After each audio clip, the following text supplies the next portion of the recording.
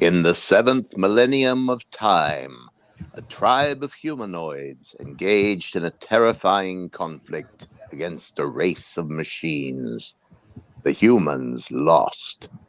Now, led by their last surviving warship, the mighty Battlestar Galactica, a handful of survivors move slowly across the heavens in search of their ancestral brothers. A tribe of humans known through ancient records to be located somewhere on a distant, shining planet. A planet called Earth. Ladies and gentlemen, good morning, good afternoon, and good evening, and all others. Thank you for joining us. This is it. We're there. We're in the final two episodes of the original Battlestar Galactica series run. We're going to get to it. Today is August 1st, 2024. And wow, I was stunned that it's just been incredible. And I know Michael's not going to be able to join us tonight, but first and foremost, before I even end or before I even begin, Liz, Greg, and Trey, this has been a blast. Yeah. And Yes. looking at the numbers, people are watching. It's just, People, hundreds of people. and in some thousands, Yes. and it just blows us away. Well, not And nervous. no, not at all. And I want to thank those that have been spending time with us because I see the metrics, the numbers. Will you just damn well comment, please? We And know join us you're live. watching, Greg. And join us live. Yes. Yeah. Well, actually, that's the interesting thing. A lot of the audience is after the fact, but folks, wow, we're not done. Where this thing is going to continue. We are going to review the second series, I guess the spin-off, Galactica 1980 next week, and we're going to do it all in one program. So it should be good. And then we're going to take a little bit of time to gather, and I believe we're going to continue with the reimagining. So, and it's really disappointing because I don't know if any of you woke up to the news that the program for Reimagining? the reimagining which was going to be set up in the universe has been canceled. Yeah. It's not moving forward. So we are moving forward. Hi, Hope. Thank you for joining us. And this is really good. So thank you. And I appreciate that. Already we got a comment. So it's absolutely awesome. All right, folks, we're going to get to it. Take the Celestra. This was quite a bit. The teleplay. Yes, Greg, when you walked away, I said that was a great image. Teleplay by Jim Carlson and Terrence McDonald. And the story was by David S. Arthur, David G. Finney, Jim Carlson, and Terrence McDonald. And of course, it was directed by Daniel Haller. And folks, for anyone who knows Star Trek, Trey, what was the number one connection in this episode, please? Oh, of course, it was Paul Fix. Yes. Yes. And Dr. absolutely Mark awesome. Piper. Yep.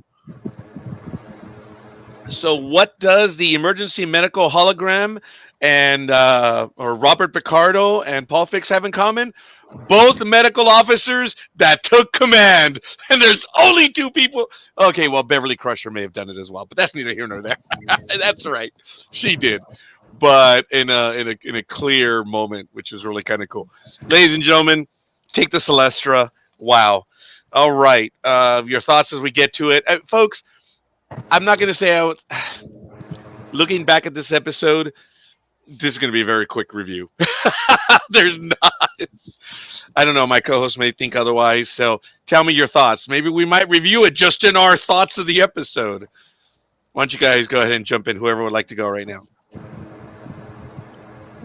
Well, I would call it not an essential episode, but it's kind of fun. I like the idea of a double mutiny happening on the same ship, and And we get some nice insight into life in the fleet. So world building going on there. Yeah. Greg, It's, Liz.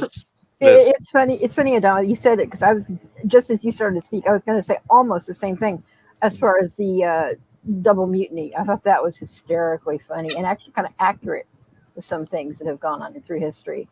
It was kind of nice to see, Starbuck finding his old love that he thought had died, and how Aurora. they both kind of moved on.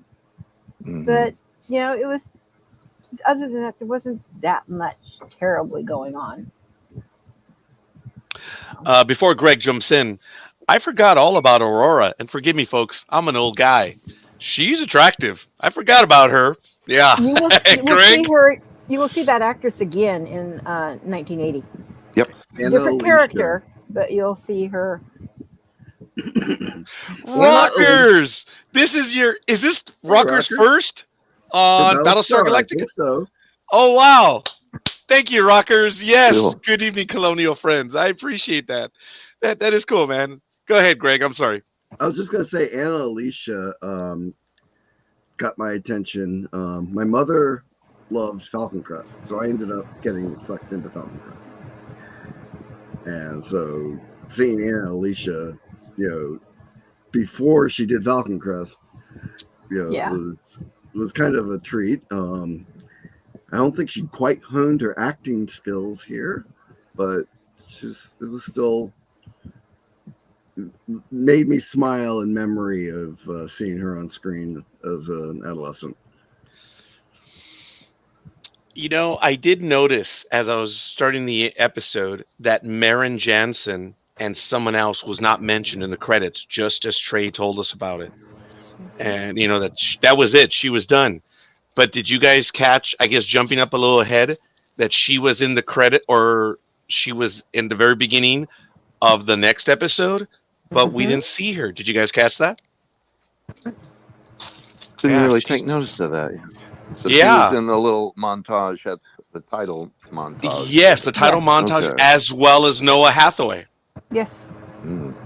Yeah, Yeah. but I knew they weren't in it, because when you told us a week or 2 weeks ago when she was on the last episode that's it for her, I was like, oh, that's right. But then No, for the Hand of God, the montage was there. They kept the not the principals, but the supporting cast in that throughout the series. There was a number of episodes that Jolly didn't appear in, or Baltar, and yet they were still in the supporting cast list at the beginning. Exactly. Yeah. Also, did you guys know that this episode was the last episode that was aired before they got the announcement that the series was canceled? They had come that far and then Wow. to find out it was canceled. Wow. I did not know that one. That was great. Ooh, wow. Trey, did you know that one? I did not. Did not know that. Ooh, that's I got one Good on you, job. Trey. you got one on all of us. Wow, that was good. Well, folks, this episode begins with, as my glorious co-host had mentioned after a while, the regular captain's logs, and we switch over to an award ceremony. That was And for fun. a character that makes one appearance, talk about world building, Rykon, 5th Fleet Commander. He survived the battle of, what was it? Cosmora Archipelago. Yes, the archipelago of Kashmerigo, was it? Cosmora, I think. Cosmora. Okay, all right. I had subtitles on, and I still couldn't get it. We realized that he earned the Distinguished Service Medal, and there was quite a bit of world building right there. And he commands he commands the industry ships, and that comes in a little bit later where he says, "I command." What did he say? Like 500 ships? Yeah, Did you guys 500, get- 600, Yeah. something like He that. did say that, which was crazy.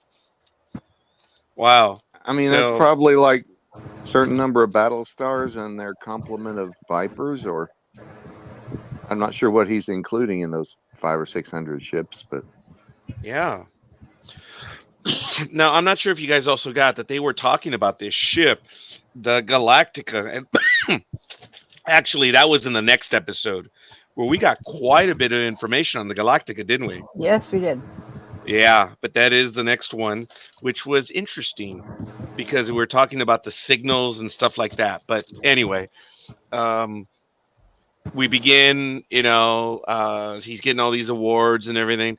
And then Starbucks spies upon Aurora, in the area. And they're just like, I think both of them were shocked. They were. Aurora for the reason that, he finally showed up. And Starbucks for, you're still alive? Or did I get that wrong, ladies and gentlemen? Starbuck was definitely excited to see her. Oh yeah, they had to hold him in place in rank, otherwise he's going to ditch. But there was a little bit of bad blood between the two, where she said, "Well, yeah. look, you never asked," and he said something to the effect of, "Well, I never heard from you," and he said, "Well, because you never looked." It's like I've been in the database this whole time. Yeah. So that was pretty big. So we find out that Cassie immediately gets a bit jealous because of it. Just a small bit. Yeah, I mean, seriously jealous. And it creates some issues. And when we switch back to the ship, we learn that he is the captain of the pod ship, the textile ship, and the Celestra. And he's really unhappy about it. He says, at one time, I commanded a fleet. Now, this is it. I thought what he said was the parts ship. Oh, the parts ship. Okay, I said pod. You're right. Parts ship. Yes, thank you. He now says, they're derelicts. We're a convoy. We're held together by mutual necessity, whereas a fleet is held together by force and discipline. Yes. And it does come up a little bit later, which I thought was funny in that, and I am jumping a little bit, when he reports to the Galactica that something is up, and Adama takes the call, of course. And I didn't think anything special about it, but they were speaking to each other. And then right after, Commander Cronus says, it was a lot better when he was my aide. Yeah, I know. Oh man, there was a little bit of attitude there. But go ahead, Trey. I just said, Oh, okay. I was thinking though about the ceremonies, both the awards ceremony and then the funeral ceremony at the end. I think this is the only time we see Colonel Ty in a dress uniform, but he's got this sort of a short blue cape on his uniform. Just being a uniform geek for a minute, it's like they've got 3 different cape lengths. Ty has a sort of blue cape that goes about down to the middle of his back, and then Adama's got the super long blue cape that's almost ankle length. And then the warriors in brown have that sort of mid-length cape. Yeah, Omega was in. That was a good catch. I didn't see too. That was the first time I think we've seen Omega in dress as well. Yeah, in fact, it's the only time we see Sheba in the dress uniform. Yeah. No, nothing like saluting a woman in uniform. But anyway, that's neither here nor there. Sorry, I'm immature. But it's all good. They all looked good in their dress uniforms, though. Those original uniforms, I really did appreciate them because there was a balance, not necessarily symmetry. It was well done.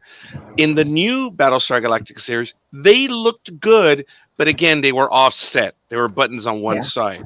They looked great. Don't get me wrong, but I really do love the original series Galactica uniforms. They did look good. And I didn't care for the necklace thing. Oh, okay. I know. Yeah, I didn't like that either. Hey, it was the late 70s. You got to wear gold chains. Yeah. Oh, that's right. Yeah, but there's a line between between gauche and looking good. yeah. Yeah. Yeah. Okay. Fair enough. What a great question, because I remember he wore a cape on Cobalt when he went down to the surface. Hmm. That's the same cape that he's wearing, right? It was really only one size, and it was like Yeah. a tunic, right? Also, when he's talking with the council in the film. Ooh, good catch. Yes, you're right. So I guess formal, yeah, they're for formal engagements, and when you go down to the surface, and you Well, gotta stay I, cool. I I think he was still wearing what he was wearing for the award ceremonies with the council and the whole bit of, with the Cylons after the attack. I don't think he had time to change before he went down to the planet, which is why I think he was still in that uniform. Ooh, some retconning? Just kidding. No, there's no retconning. I You're just still like filling to in. know how they got two people in a Viper, though.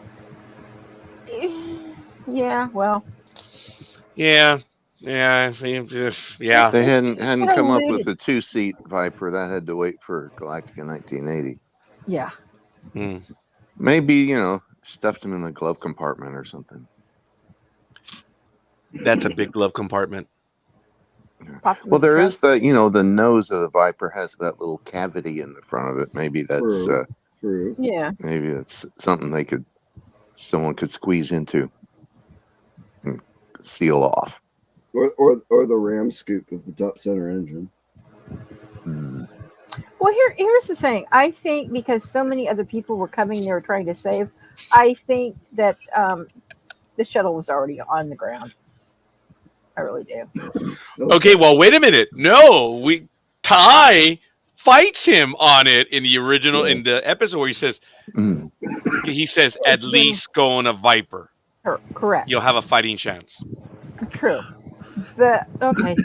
So I was gonna say, how are we getting all these other people off the planet? And I thought maybe he had part of scenes maybe that we had missed or were cut was maybe he was a Viper escort and then had come down on the shuttle. Trey, is this Chris- just one of those oversights, or was it in the script? Because I have a feeling you've had that script as well. Was it in there? They just About where Adama was when he went down in Apollo's Viper? Yeah.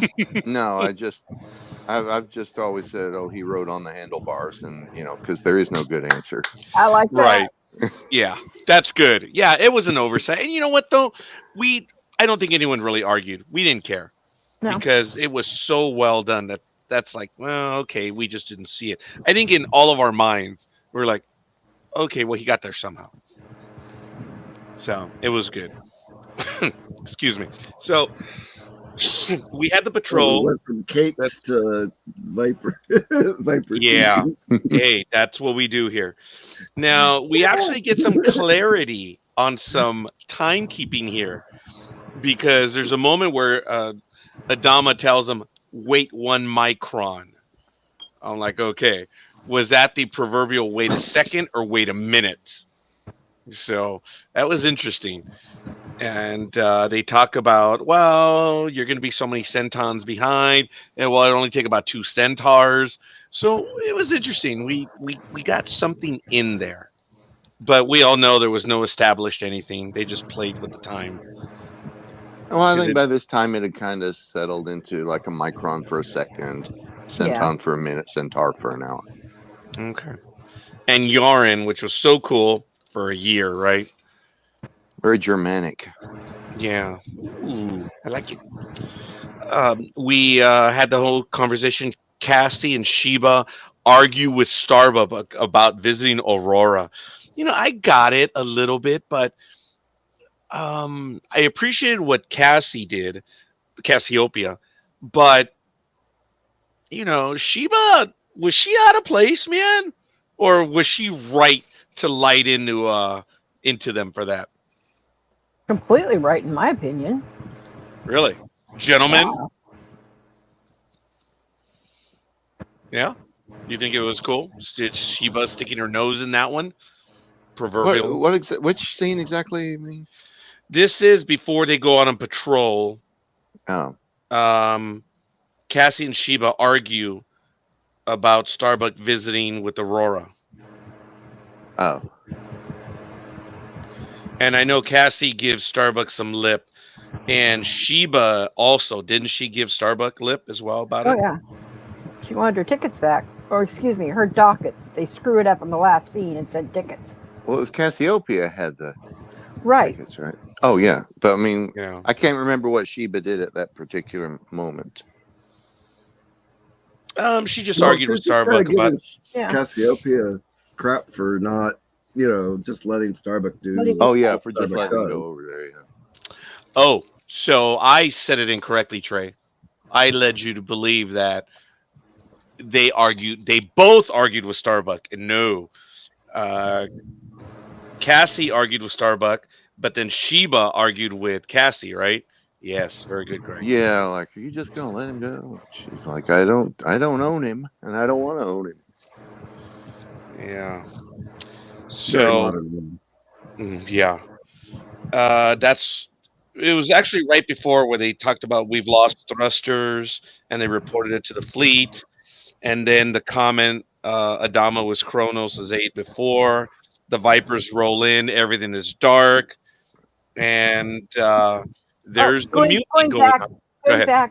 uh, when Starbuck decided he was going to go over to the Celestra for maintenance, and Apollo says that he's going to go with him, and Adama says, "Was it Adama that said what's wrong with your Viper?" Oh, the same thing that's wrong with his. I Yeah, thought that was a funny line. yeah. I forgot about that. I did not write that down. You're right. Yeah, they had to go get something straight. Yeah. Yeah. So it is the part ship, the Celestra. You're so right. So the report came in, and then while the mutiny is going on, which I appreciated that the shuttle pilot immediately knew what was going on. I don't know how, whatever, but he raised the alarm, and he overreacted for the good. So if Roger would have been there, that's me overreacting. I see 6 people coming alive. Oh my God, mutiny! Ah, bridge! That would be Roger overreacting. It was good. Seeing the blaster fight was kind of cool. And when Aurora pulls it on Starbuck and he there and they freeze, that was good. She obviously hesitated, as did he. And there was some lively conversation right there. And of course, Apollo and Starbuck were able to put an end to the mutiny and take them all into custody. And Aurora's partner, companion, whatever, was mad. He's, why didn't you shoot him? Go ahead, Greg. Perma boy. Perm boy, Damon. Damon. Perm boy. Have some hair. Yeah. Yep. I don't think I ever had that much hair in my life. So, well, at least on the top of the head, but it's all right. I'm definitely a European Northern guy, sadly. But it's all good. Let me see. They argue. They say, you know why. And it's obvious that this was a long relationship that they had. There was meaning to it to both of them. So much so that she couldn't even threaten to shoot him. They were just like frozen, which was kind of cool. There was a different level in this relationship. And I don't know what your thoughts are up until that point, guys. I don't know. Her acting was so bad, it was hard to tell. My wife asked if she was supposed to be a robot. Oh God. She was a Oh, little wooden, I Stiff. guess. Yeah. I'm sorry. She was wooden. Yeah, definitely not comfortable in the role. Definitely No, she wasn't. under-directed. She wasn't even holding. She was holding the gun like it was. She was very- Yeah. Okay, dude. Are we talking about the hand of God now? When they're all looking down a tube and Apollo's don't holding get me it that way. started. That's all right. We'll get to that one. That was kind of funny. That was annoying the heck out of me. Camera's looking up and Apollo's like, dude, it's a tube. I just get a kick out of all the people that troll fan films, or like the people that grew up on these shows. It's like Don't do you remember how bad some of this stuff was? Yeah. Yeah. That's Yeah. what made it good, though. Is it's so bad, it's actually good. Well, another thing, and I think Trey, Greg, and Liz, we just saw this live. We didn't get to rewind. We didn't get to do any of that stuff. And also, So, it was like barely on a, like for me, I was still on black and white. And it was barely a Me 22-inch too. television. Me oh, too. that's a good one. I think down my grandma's house, it was a black and white TV, and it may have been smaller than the 13-inch, which in the late 80s, sorry, we're dating ourselves. Remember, that was standard television for the color TV, Mhm. 13 Oh, inches. yeah. Anything above that was big. Mm-hmm. So I know that we had a black and white down my grandma's house, and it wasn't 13 inches. Yeah. So, but Oh, hey, I just wanted to mention on their way. I guess when they first landed on the Celestra, Apollo and Starbuck, he did name drop a couple of characters we hadn't seen in a while, Boj and Green Bean. Yeah. Yeah. She got, yeah. Nice that little was pretty shout good. outs, even though they were never in the show again. Yeah. I wonder if they got paid for that. Probably not. But you're right, they did have that. And did you guys notice what was really cool is when they're coming in after they've landed, they're rolling in. Was that the first and only time we actually see the Vipers move? Yeah, I can't think of another time that they're sort of taxiing like I that. don't ever. That's why when they moved in, I'm like, whoa! The new series did that all the time. But this one, I don't recall of them before. I thought that was kind of neat. Mm-hmm. Now you're going to make me want to go back through and watch all the stuff and look for see if any of them are moving. Okay, Thank you very much. Greg. I don't know if Greg reacted to that line. Trey laughed. Woman, I don't think I'm going to go back looking just for that. I think I may be done with the original series for a while. Unfortunately, I watch it probably about every 8 months. So Oh, do you really? I will probably go back and watch The Living Legend, of course, and The War of the Gods. Yeah. And since we hadn't seen in a while, the one that we just talked about the other day, the one that was fun, was it the Baltar's Escape, right? Yeah. Yeah, I'm adding that one on my rewatch list because I noticed all of us were like, "This was fun." Yeah. Yeah. Did any of us say a harmful thing about that episode? Nope. Don't think Greg, so. no, I don't think so. Which was cool. I think we had more stuff to say about the Hand of God. And, I'm sorry, the Living Legend and the War of the Gods. But hey, it's all good. So we had them have the conversation, and folks, I don't know what happened. I may have zoned out for a little bit, but they got on the shuttle after they got arrested, and Paul Fix. I'm sorry. Whatever his name is. Cronus. Yeah, not Kronos. Cronus. They're going back because Apollo's like, okay, Apollo, I get it. You're Law and Order in this series, just like your other guy would be in the reimagining. He says, dude, you caught them in mutiny. You could take them back pending charges. But then, Cronus says, well, you are going to take him to the Galactica to stand because I'm going with you to file charges. Couldn't you have just called the Dom and said, hey, dude, these guys committed mutiny. I'm charging them. I'll transmit the formal paperwork. But I guess not. They had to be charged right then and there. We wouldn't have had a show if they'd done that. Cronus was a stickler for regulations. Hey, that he was. What does he say? The two rules were obey all regulations and make sure there's no exceptions to the first rule. Exactly. Oh, I forgot about that one. I wonder if that's when I had my moment. So, all right. Because you do neither. Well, they got sent off in the wrong direction, right? By what was the guy's name? Was it Chaka? Chaka. Charka. Okay, wait, what was that, Trey? Charka. Charka. Okay, because if it was Chaka, I would be looking for the Slee stack and all that. Yeah, bingo. Yeah, you beat me to it. Yes. Very good, Trey. Yeah, that actor, I think, actually died very shortly, maybe even before this episode even aired, or at least just shortly afterward, like in a motorcycle accident, I believe, Oh wow. just in his 30s. Oh, wow. That's a shame. Wow, 30s. That was 25 years ago. Jeez. Uh-oh. Oh, ladies and gentlemen, I'm getting something in on FleetCon. Greg, go ahead and take over. I'm getting a transmission right now. Let me see what's going on over here. Ah! Ladies and gentlemen, we're going to have some TV porn right now. This is so funny, Greg, Admiral. Folks, we were talking about TVs, and this may not be too far off. That was good, Greg. I like it.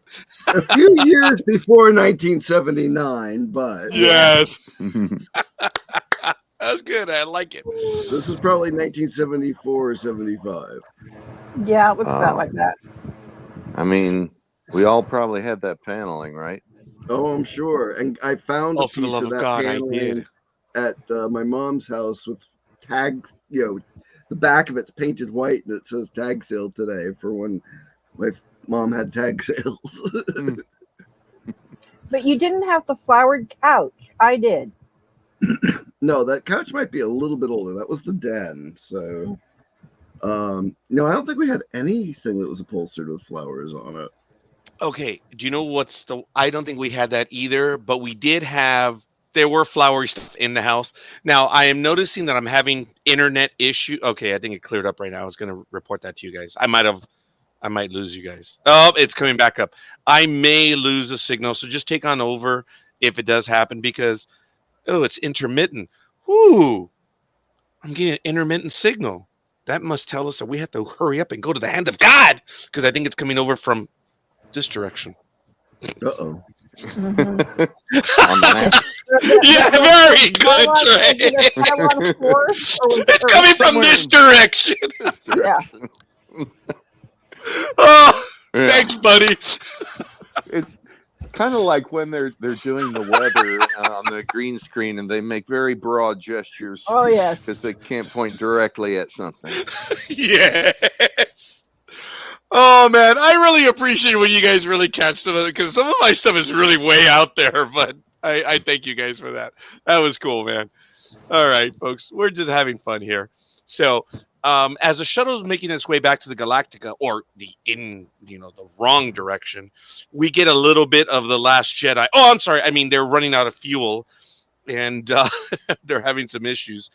And I don't understand how they realized they were wrong because I think they said, hey, we don't think we have the fuel to make it. Well, if we use our NavCon computer, hey, it's a civilian shuttle. How do we know it's a civilian shuttle? Because it had that box in the middle right behind the command deck? Is that why it was a civilian shuttle? Because it had a box? Well, it was on a civilian ship, so why wouldn't it have been a civilian shuttle? But didn't we see one of the, regular shuttles? I mean, Or it we did didn't look see- exactly like the regular Yeah, military it was shuttle, different. but I guess they just don't have the really high-tech equipment on the civilian version. That's why he had said I had told my engineers to do that and had requested it. But I guess the Dalek never gave the order to go ahead with it or what. I'm not exactly sure why they never followed through with that order. Maybe they were behind. Could be. Yeah, a little bit behind. And the issue is how many parts do they have? But they were aboard the parts ship. Isn't that funny? Being aboard the parts ship didn't have... The parts. Well, I think the Celestra was the electronic ship, Yes. and the part ship and textile ship were the other two. Okay. Yeah, you're right. You're right. Okay. Yes, the derelicts, convoy, all that stuff. You are so right, young man. Okay. Now, It's funny, we did see another civilian shuttle that did look different. Remember the Canaris in The Man with 9 Lives? That was a very different looking ship. I don't recall that one. Oh, was I here for that? The Man with 9 Lives? You No, might not I don't have been remember. here for that one. Because I don't recall that other shuttle. But maybe. Yeah, that was set up more like an airplane Mhm. passengers or train. Colonial One. Yeah, you're right. Okay. No, that's good. All right. Well, when they're on the shuttle, they get desperate and they say, "Well, we could fix it." And I guess Starbuck and Apollo decide to let them free, all of them. And then there's a scene where Apollo is right there on the flight deck, Starbuck's right next to him, and they're surrounded by the engineers. I mean, there's a guy that's on Apollo's quarters, like, dude, he could take your blaster before you could say, "Hey, dude, what the hell?" Oh, hey, Baltar wants to know, Greg, what's the deal? Why the map? Oh, we were talking about weather maps. Oh, Yeah, have I was just responding This back to lovely that. little storm just off the coast of Maine. Yeah. I wonder if the Cornelium. Oh, wrong fleet. Yeah. Maybe there's a guy that's doing lobster fishing and stuff, and he's taking the barnacles off. Well, he's getting wet right now, so we actually have had a few like heavy rain cells go through. This Roger, evening. just move on. Move on. I see. I can see those wheels turning. I'm sober. This is water, folks. Oh, It's a weather report.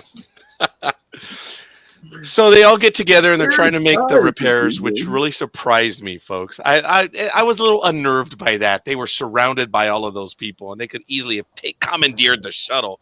But I guess when you're short on fuel, you should be okay, right?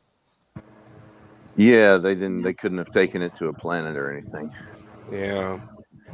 So they get together, and then they're, the repairs were made by the convicts, and they find the Celestra, and they floor it back. Well, I don't know if they floored it, but they made it back to the Celestra, and then they find out that the Celestra's dark. The landing bay's not on, but they're still going to go in there. Brave men. And they get aboard, and they go to the weapons locker, and guess what? The weapons have been taken, which kind of annoyed me. There was a scene earlier where the guy says, "Did you get the lasers?" I thought they were blasters. I always thought that too. They never called them blasters in Galactica. But what about blaster fire? Whoa. Point of order. What? What? They when never did called they them say blaster blasters? fire? When did they say blaster fire? No. Whoa. Point of order. I'd like to Well, in this clarify my episode, contention. is that? Yes, it is. They They never didn't say say it. blasters. I don't They recall really- them they saying never do, huh? blasters I think they called them weapons. or lasers. Seriously, we've imagined that all these years. Well, it's from Star We did Wars. not. Star Wars. Well, okay. I thought that on the action figures they said the characters and their blasters. Blasters. Yeah.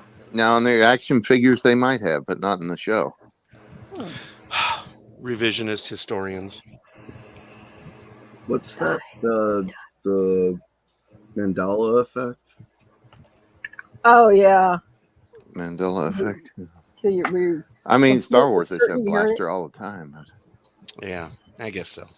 All right. I've fair seen, enough. I've seen people online get corrected by very zealous Galactica fans saying they're not blasters, they're lasers. Okay. Well, point of order again. I just got reprimanded by Trey and Greg and Laser blasters. you know what? I don't know. Can't find where that's from, but I don't know. I'm you not- could I'm not search trying to be search argumentative. the transcripts and see if they ever do say blasters. Oh, where's They might AI have- when you they might need it? Hey, AI. no. Where are you, AI? Look through the Working. script. That's good. All right. Don't invoke the Cylons. Oh, yeah, we won't. They go back aboard the Celestra with 2 laser weapons, and a fight breaks out. And well, they're able to retake the Celestra. And even though it looked like he got shot several times, I don't ever notice that he flinched when he got shot. But Paul Fix was able to take control of the Enterprise and the Celestra, and by using the fighter pilot. Yeah. Yeah, which is just The sitting joystick. by itself on a pillar. Yeah. That was so stupid. It was just a big old joystick sitting in the middle of the floor. Yeah, and somebody would have to stand there. I mean, why put it at, standing up height? They could at least put it on a console and let somebody sit in a chair. Star Trek Insurrection. Uh-huh. That's what I was, Yeah. raise emergency column, yes. Yeah. Piloting column, yes. Hey, you know what? I guess as much as things change, they always remain the same. Breathe, Greg. Swivel on back, Greg. So we're good. They retake the ship, but Commander Kronis ends up buying it, and so did Chakra. He bought it too, right? Did he? He may have. Or did he just? I don't I don't think know. he- I thought, didn't he wrestle with Apollo and Apollo? Yeah, he knocks him wrestled out with or something? Apollo, and I think all of them wound up being escorted to the prison barge. Oh, okay. Mhm. I was actually kind of bummed that they didn't have the outtakes for this episode, because I thought for sure there was going to be an outtake of one of the guys going through the hole in the front of the set that was supposed to be the forward viewport. Oh. I did notice the stuntman did not look anything like Apollo. No. Yeah, In that proud Star Trek tradition of stunt doubles that don't look much like. well, that's Yeah. the downside of watching 60s and 70s television in high definition on a 40+ inch screen. Bingo. Yeah. Well, yeah, you know what? In my notes, I do have Apollo takes out Chakra, and Cronus dies. And then we had the ceremony after, and I don't know what Spock else. Did he funeral. even get shot though? Did they Well, show there him was a scene that he absorbs a laser bolt. Yeah, I thought he took a blast, Yeah. a laser Oh, blast. now it's a blast. Exactly. It's but not a we can't call it blaster, but blaster. it's a laser blast. And we all had a blast by this conversation. I was drinking, woman. That was not fair. That I was have to funny. get you. I have to get you sometimes. Oh yes, you threatening me on Facebook. Oh, it was absolutely hilarious. I'm gonna record that one and put that on my wall over here. When my forget it. Anyway, Well, I'm gonna put it on my If wall. you least expect it. Oh, again, Yes. keep chirping, little bird. Wow. Thank you, rockers. We're being foolish right now. We appreciate it. I mean, this is just an episode to get through. It was disappointing. Yeah, I was. Yeah. I mean, she was awesome. I it may have been a wooden performance. Oh man, she's cute. I know she doesn't look like that anymore. She may not even be alive anymore. But She is. She's on Facebook under her full name, Ana Alicia Ortiz. You want to look her up? So You're you looking her up do. right now. She had much better range on Falcon Crest. Yeah. This was early in her career. I Didn't she show up in a Buck Rogers episode too? believe she did. Probably. okay, being that I'm Latin, I'm getting like every Latin person that lives around the world that is educated. I'm Universidad, University of. I'm getting a wow. There's a lot of Ana Alicia Ortiz. I'll have to look at it. Looks like a John Smith for here. Oh, I left my screen down there. I will cease it now. All right. Well, fair enough. That's it. What do you guys want to talk about? That episode's done. Your comments.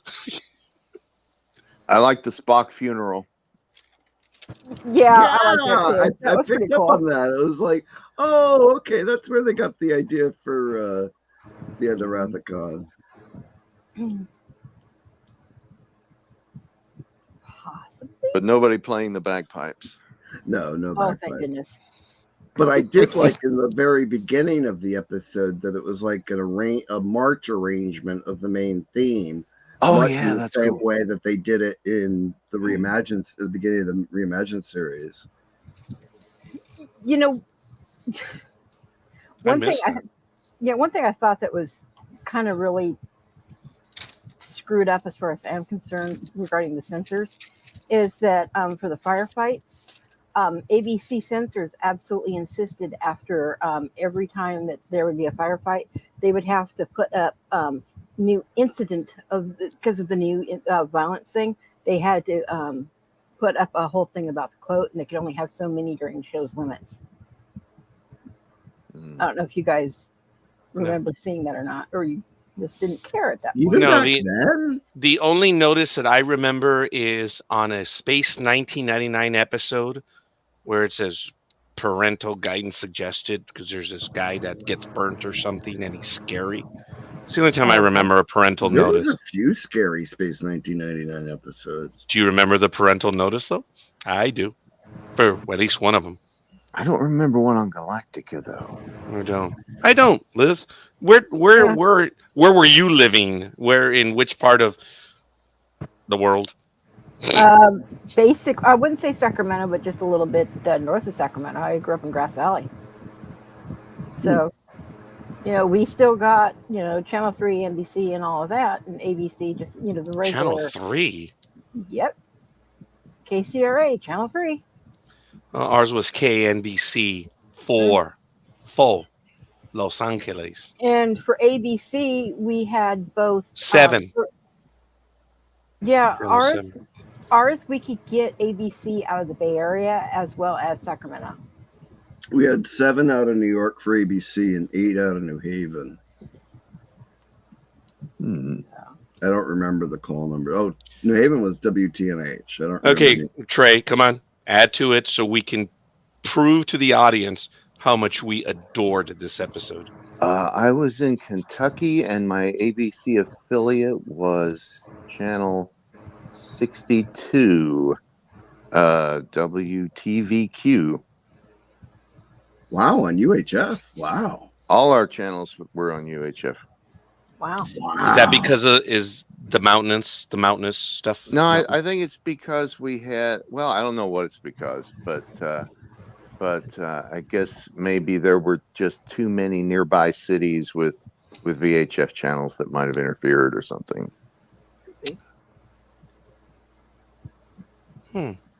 So yes, very poor reception up that high in the band. Oh yeah, no, I remember even 20 miles away, trying to watch some of those Canadian cartoons on Channel 20 out of Waterbury, Connecticut. Well, at least yours were in the same language. Did you get French? Because I used to get the Spanish stuff every now and then. We didn't get French until we came up to Maine, and we actually had a French channel on the cable box. 2 of them. Okay. I used to watch the hockey games in French late at night when I was doing homework. Oh wow! Out of Sherbrooke. We had rabbit ears long past most people had boxes. I was still with the rabbit ears. Had the rabbit ears with a dial. We had a coat hanger, and I remember helping my dad install the antenna on the house. We never had the antenna on the house. Mine were either on the TV, thing of tinfoil across it, and me holding it, or whatever. I can't believe that we used a hanger. We did too. And it did work, sadly. Yes, it did. One of my friends even had the clicker thing with the motorized antenna. Mm-hmm. Really? No, I remember my father putting up the antenna in the house, and I was so afraid of heights, but I was up there on the roof, and I think it was only one of 2 or 3 times I was ever on the roof. So. Oh, that used to be my favorite play place until I fell off of it and have scars to prove it. Really? You fell off the roof? What happened? I You slipped. should have said I fell off the roof, dumbass. Yeah. No, I slipped. Oh, okay. Have nice 3 scars in my upper thigh because I fell on a beer bottle. Ooh. Whoa. Take a picture and show them to us. Okay. And Didn't that Rod Hull guy die by falling off his roof while adjusting his antenna? You remember Rod Hull and his amazing emu?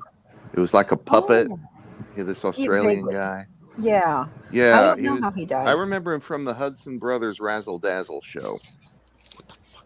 That's going back a ways. what? Do you remember, Greg? Or do you razzle dazzle? Do you remember that? I remember Romper Room. I couldn't stand Romper Room. It's a joke. I don't think I did either. Do any versions of Son of BSG a exist gun. on a 16:9 ratio? I don't think so. But I don't know. I think the Blu-rays, right, have been cropped to a 16:9 ratio, but I don't think there's any that have like an opened up mat so that it's wider. I think it was shot in like 4:3 ratio and then like cropped for film or for Blu-ray. Okay. All right. Appreciate that, Trey. Well, my thoughts. She was cute. Liked her. But beyond that, they were. Come on, man. You had all the engineers up on the flight deck. They easily could have disarmed Apollo and Starbuck, and it didn't happen. Oh yeah, them sneaking in to get those guns was absolutely stupid. Yeah. And as far as Damon is concerned, I just have to say she definitely traded down. I agree. Wholeheartedly. I guess that's why he's had a problem.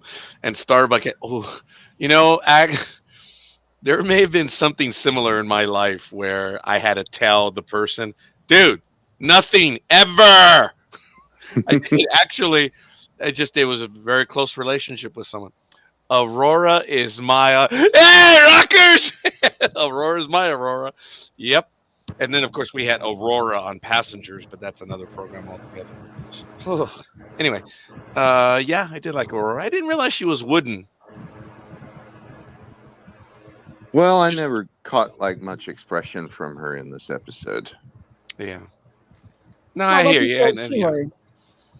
Yeah, and looking back, yeah, it's okay. She didn't have great dialogue, though. She didn't have a lot to work with. No, she didn't. You had a double mutiny. How good can it be? Yeah, but her dialogue still wasn't that great. Boltar, your thoughts on the episode? I thought it was, she's cute. I think I pretty much said it. Yeah. Okay. Starbuck and Apollo were cute. That's about as far as it goes.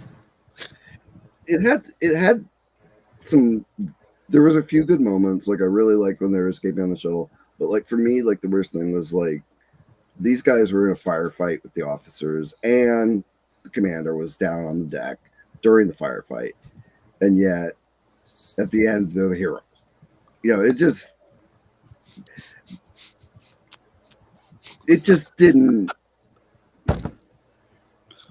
The double mutiny thing just really.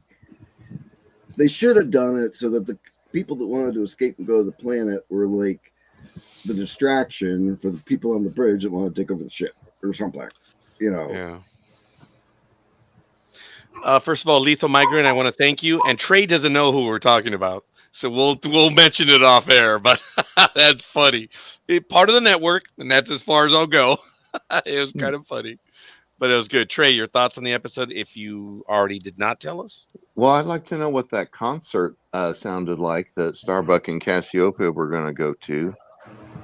Spheroid, I think, was the name of the band they were going to see. Oh, very good. Yeah, and like I said earlier, do you notice that A bad case of spheroids. yeah. As I say, do you notice the name of Dockets goofed up and was tickets at the end? Oh yeah.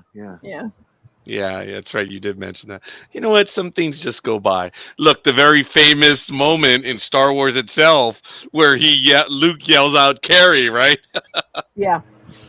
And you know I what? heard that was not. I heard that wasn't actually that. Oh, But I don't know. I don't think I've heard I it. thought that had been debunked. Oh, But okay. anyway. Well, ladies and gentlemen, Well, I mean, I don't know. ducats is not a Galactican word. If you look it up in the dictionary, that is American slang for a ticket. So we use them both interchangeably. So maybe they do too. Could be. You're right. Yes. Maybe they do. I Wow. don't know. I had I just mean- caught it going through it. I'm like, ah, This is such Yeah, a you're great right. episode They did. Yeah. that we're Right. spending 3 minutes on ducats and tickets yeah, okay. and discussing if other co-hosts are wooden. But that's okay. All right. Fair enough. I mean, I like it.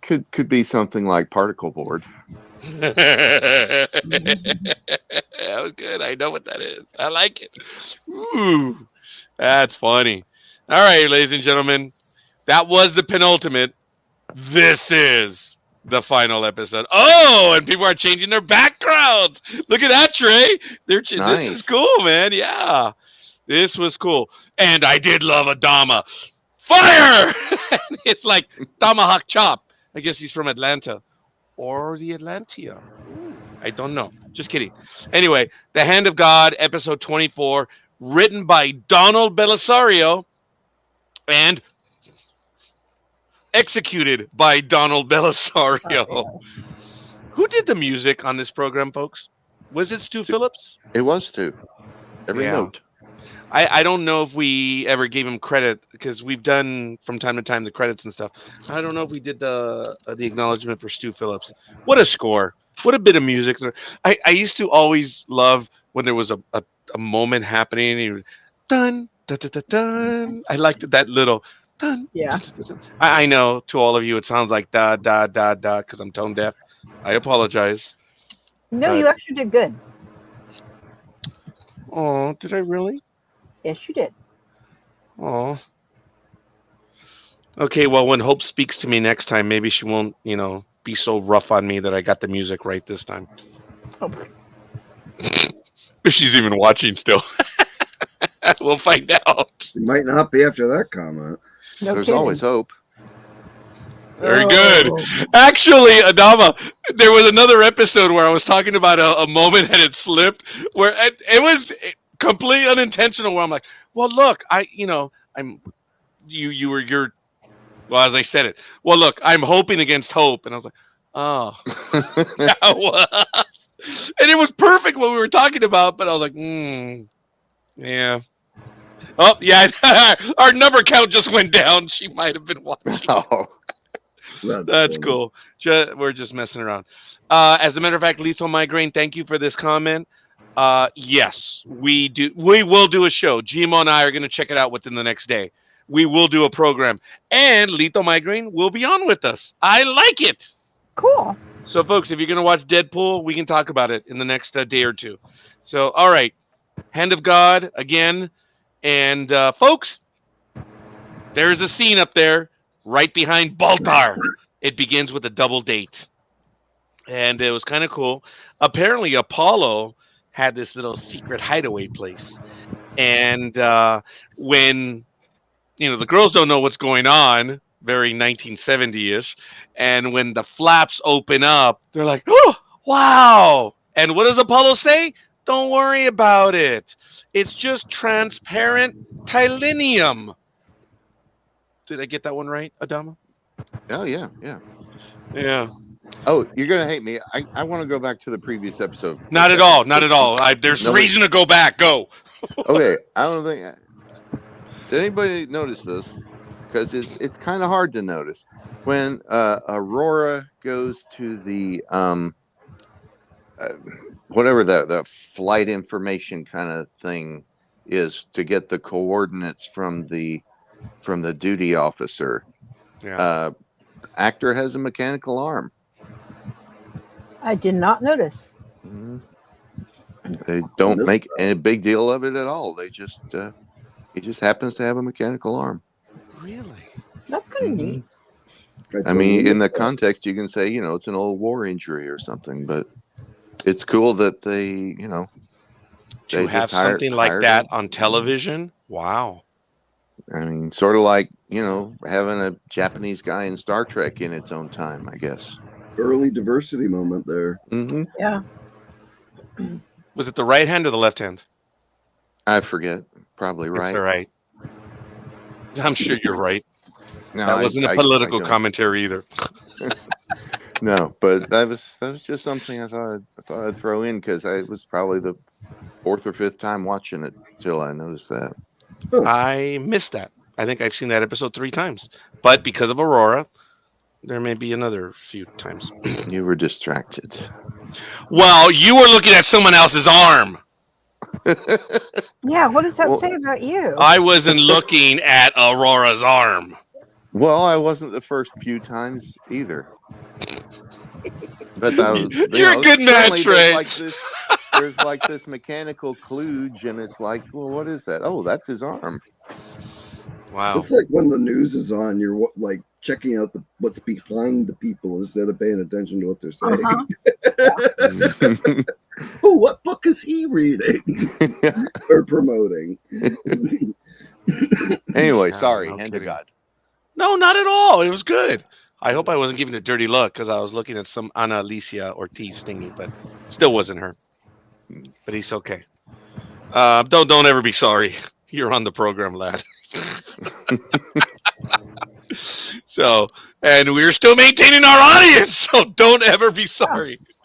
So they go on a double date, transparent titanium, and I did appreciate why it was there. And if you look at what is right above Boltar's head, it was really neat that there was a celestial or not astrological, but an astral instrument. That was cool. Yeah. It is subtle. It's just a little piece. And what they go ahead and say, 500 Yaren ago, navigators would take star readings in this part of the ship.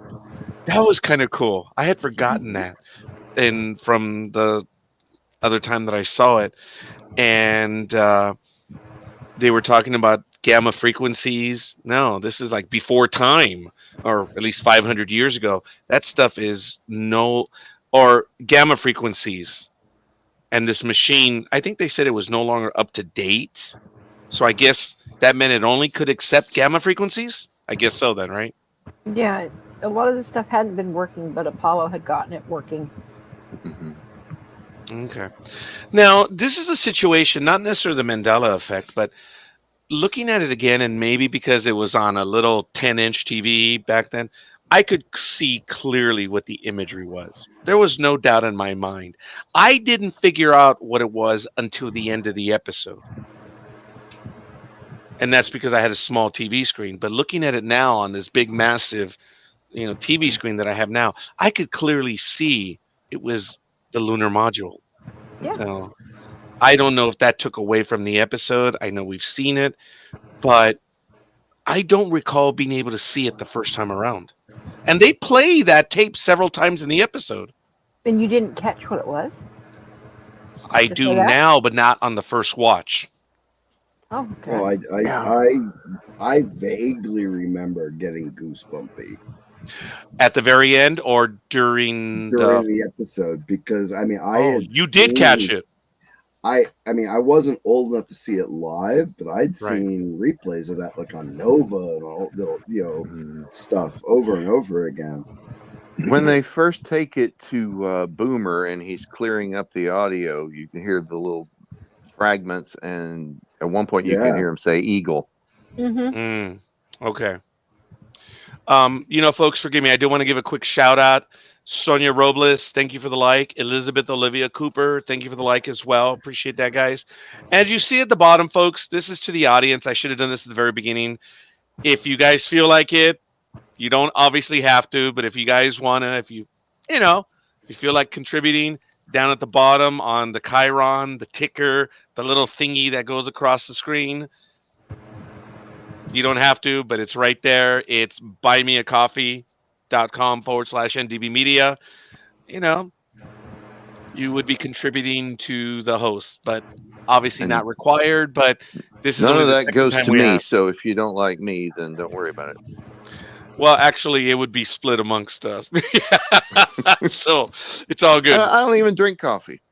Or supports the StreamYard subscription. Yeah, actually, that's what it is, folks. Yeah. It's actually listed as a goal. I added up the costs of everything, and it's quite a bit. But I always pay them during the early part of the year, which is real easy. In February and March when I'm cash rich.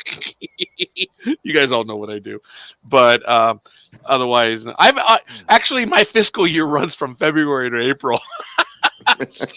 Which you guys all know. Yeah, it is. I tell my daughters and my wife in December and January, let me have your lists so we can go on a fiscal bender. So, but all kidding aside, and I'm just going to leave it at that. It's down at the bottom. So thanks, folks. But if you do donate, mention the program that you saw it on, and that way it would go to those particular hosts on the program. So thank you. I do appreciate that. We do have a goal on the program because adding everything up, yeah, it does add up real quick to everything. So anyway, sorry for that. They're talking about Boomer who's in bed, and the little girls are acting like, "Oh, look, he's this and this," like, oh, 1970s sexual Well, politics, Boomer right? was having a pretty erotic dream too. Oh, That's please what do they were like. tell. You couldn't He was. does tell wake up and smile. no, I could not tell, Liz. Boomer was You could trying to keep a tell? straight face. Yeah. Well, Yes. he even said so. He said, "I just met this girl, and I was just I was about to." about to, and then he realizes the girls are there. Mm. Yeah, I got that part. Okay. Yeah. I Like guess two I missed women in that. their 30s wouldn't know what he's talking about. I was 8 or 9. I think I was 9, but that's okay. Yeah, because this debuted in '79. Mhm. Yeah, We I were think I 10. was. You were No, I was 10. 9. What's That's right, because it debuted just a couple months before we turned. Yeah, this It's gonna- definitely What? wasn't on HBO. What's this before we turned? What? What's this we stuff? Before we turned 10, I'm only a month younger than you. You're only a month older than me. Okay, Adama, Admiral, when did this particular episode debut? I know you guys Early probably know it, right? 1979. Probably May of 79. So I was 10 for the episode. Were you Okay, 10? fine. I was not 10 yet. I was about 2 weeks from 10. That debuted in May. I was born Okay. in June. As amusing as that is, that's not the first time you said that, dumbass. That's the most aggressive I'm going to 29th, be. 1979. Well, I'm sorry, what was that? April 29th, 1979. I was 10. I was 10. You were 9. 9! So, I was okay. 11. Yeah, I didn't know what was going. Oh, there you are down there. Notice how Okay. Trey's like, I'm not that stupid.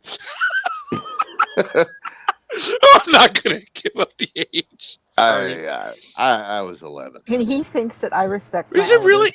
Oh my God! So we were all within that same range. That is cool, Yeah. guys. That really is. I still don't remember that other program that Trey mentioned earlier. But Boomer is a long-range whiz, and he recognizes it at an ancient frequency.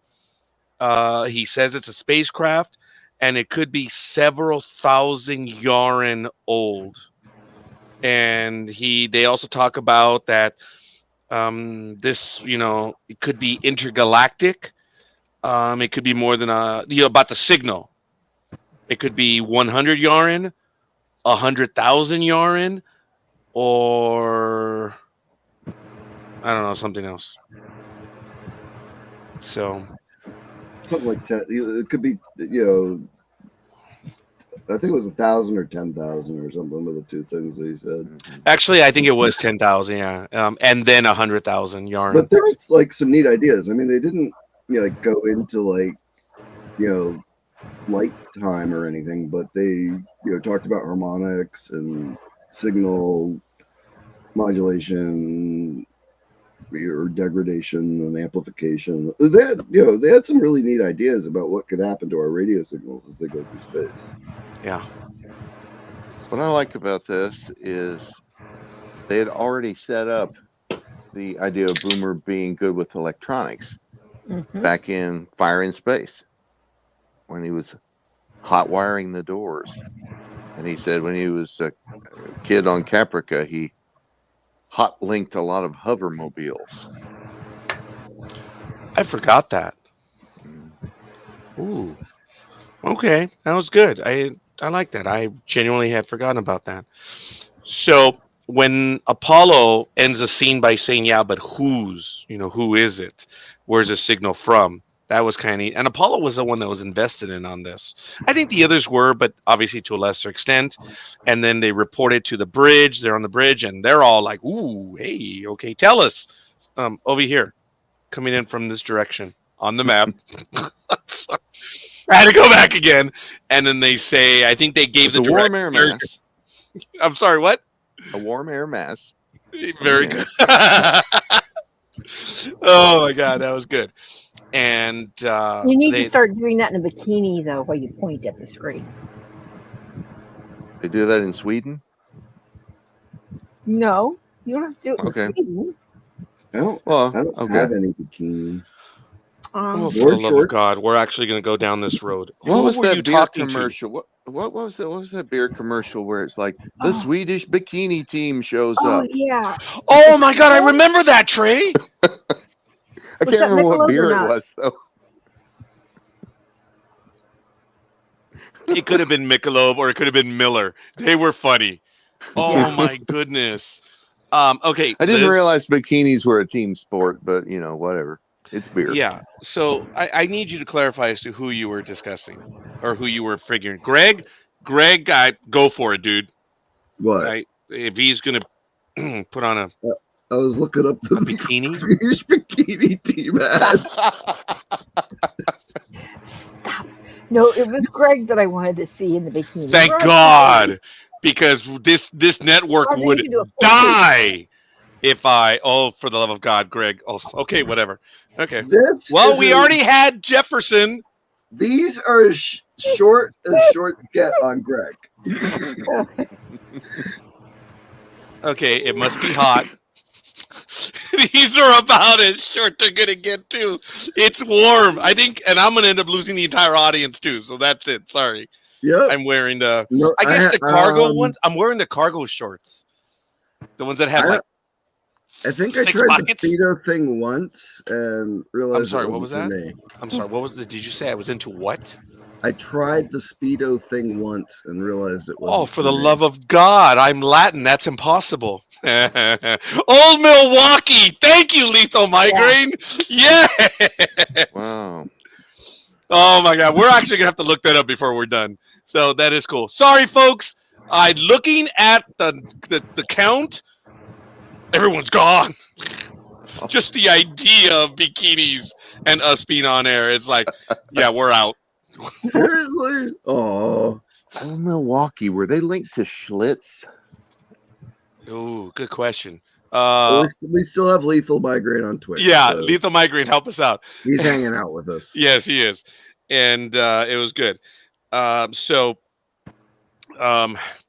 Thank God they were thinking of you. They might have been thinking of me. So that's why they're gone. But if it was Greg, I think the audience would tune in. So it's all right. But that's just assuming. But you know what they say about assuming. So again, coming in on this vector. Dad bods are in anymore. I'm sorry, what was that, Greg? I don't think dad bods are in anymore, so no. Were they My ever wife would in? never forgive me. I missed them being in. Yeah. I When was missed that? it. Yeah. I'm like, what? When? Briefly, about a year and a half ago. Oh, the old Milwaukee commercials. That's pretty much. So they talk about, that. Oh, here we go. I'm sorry. I saw it right away, and that's why I went. Oh, thank you, Rocker. You're still with us. I think it took Rocker a long time to comment because I'm like, I'm going to see where these fools are going. I want to see if they're actually going to do it. They're on the West Coast. It is too early there for you people to be punchy. Ladies and gentlemen, this is what I was talking. I was telling the host early on that I'm going to miss this. I really am. I live for this. Everyone in the audience and my co-host here. I miss Michael because Michael would just be like, "Oh Lord." Michael would have Mark shut would his be like- camera off. Actually, Michael would have bailed already. Yep. Yes. Oh my goodness. But you know what, folks?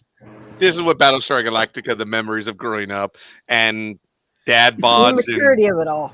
and 2024. Because Trey, I missed it too, buddy. But thank you, rockers. I'm gonna go on because I don't want anyway. So I don't want to envision it, and I still haven't. So again, coming down on this vector. So they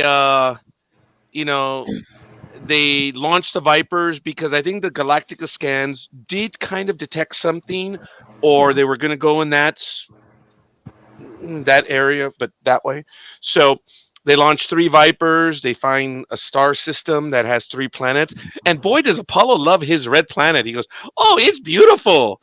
And then Sheba's like, "Oh, look at mine. It's beautiful, but it's also kind of dead because it has compressed hydrogen something or other. What was it? Carbon dioxide? Something deadly. Yeah. Something deadly, yes. And thank you, Aisha. Thanks for the like, kiddo. She will never admit to being in on this one. So that was good. Good morning, Aisha. Yes, that's You right. might be Good the only morning. sane one of us all. Actually, as a matter of fact, clearly is. So, okay. Damn it. Sorry, Rocker. I envisioned it. Sorry. I was trying not to go. Anyway, It's so hot. What you gonna do? the Vipers were launched. I can't get past this. And then Starbuck got the Baron Rock. I appreciate what he said. And I'm the one that gets the rock. And it was cool because Apollo, Like Charlie Brown on Halloween night. That's exactly what it made me think of. Very good. I didn't think about that. I did appreciate some of the technical effects or special effects because you can see Apollo flying close and the angle, it looks like he's skimming the surface. And then when she's talking about, you can see her pass in front of it. That was cool. I appreciate that they didn't use the same, setup. They started getting creative. And then Starbuck, I got a rock. They were making a lot of use of their projection screen. They stepped it up a bit in this one, and because I also thought some of the model effects were new as well and not reused. We're gonna leave the cheap accusations alone right now, Aisha. Yeah, that's funny. I like it. I appreciate it. Thanks, Aisha, for joining us right now. Considering, I think where Aisha is, it's like 2 or 3 a.m. there right now. It is, yeah. It's very good. It's either 2 or 3. Gee, the man. All right. So as they're skimming the surface, they're talking about having all this stuff, and then Starbuck then says, "Oh, wait a minute! Oh!" And sure enough, we see the Cylon base star coming out of nowhere. And folks, this is only the 3rd time I may have seen this episode, and it's been a long time. I remember as a 10-year-old that when the base star comes up from behind because you see it with the hexagram or whatever, right? The graphics, and then they show the base star. Dude, I remember that my spot, the hair on the back of my neck stood up. I was like, we hadn't seen a base star in a while. And it's like, oh, that was cool. Do you guys remember how you reacted the first time on seeing that? I think I got goosebumps because I thought they'd outrun them long before. Of course, they did. I mean, they had the little teaser with the scenes from the episode. So if you were there for that, you kind of knew the Cylons were going to be in it. Oh, you know what? I don't remember that part of it. But yes, I appreciate that they used to have next week on whatever. They just don't do that anymore. Why don't they do that anymore? Because what? They put it on the internet? Well, They see it's a Cylon. I know. I ask a question and then I move on. Right. Hi, my name is Roger. If we haven't met, that's your fault. It's a trap. That's what they basically say. Oh my God! Of course, they've gone everywhere. They're searching for us. They've lost track of us. And then they talk about the stuff. I said, okay, it's in the star system. It's looking for us. Obviously, haven't seen this yet. And then Ty is the pragmatic one at first. He says, okay, look, what are we going to do? You realize how much of a deviation we're going to have to do, if we follow. Anyway, if we do a deviation, how long it's going to take the fleet to go around, a fleet of this size. And they're talking it through. But I didn't realize, Trey, Greg, and Baltar, that it was Adama and Ty talking it through and getting rid of the obvious, because they both come to the conclusion of, wow, this was awesome. Says, is there another way? Yes, we can attack. First time since the colonies, we have the advantage. And Adama says, I'm tired of running. And Ty says, so am I. I was like, wow, man. I mean, you got the officer and the first officer saying, I had it. Yeah. And then Adama says, let's take her on.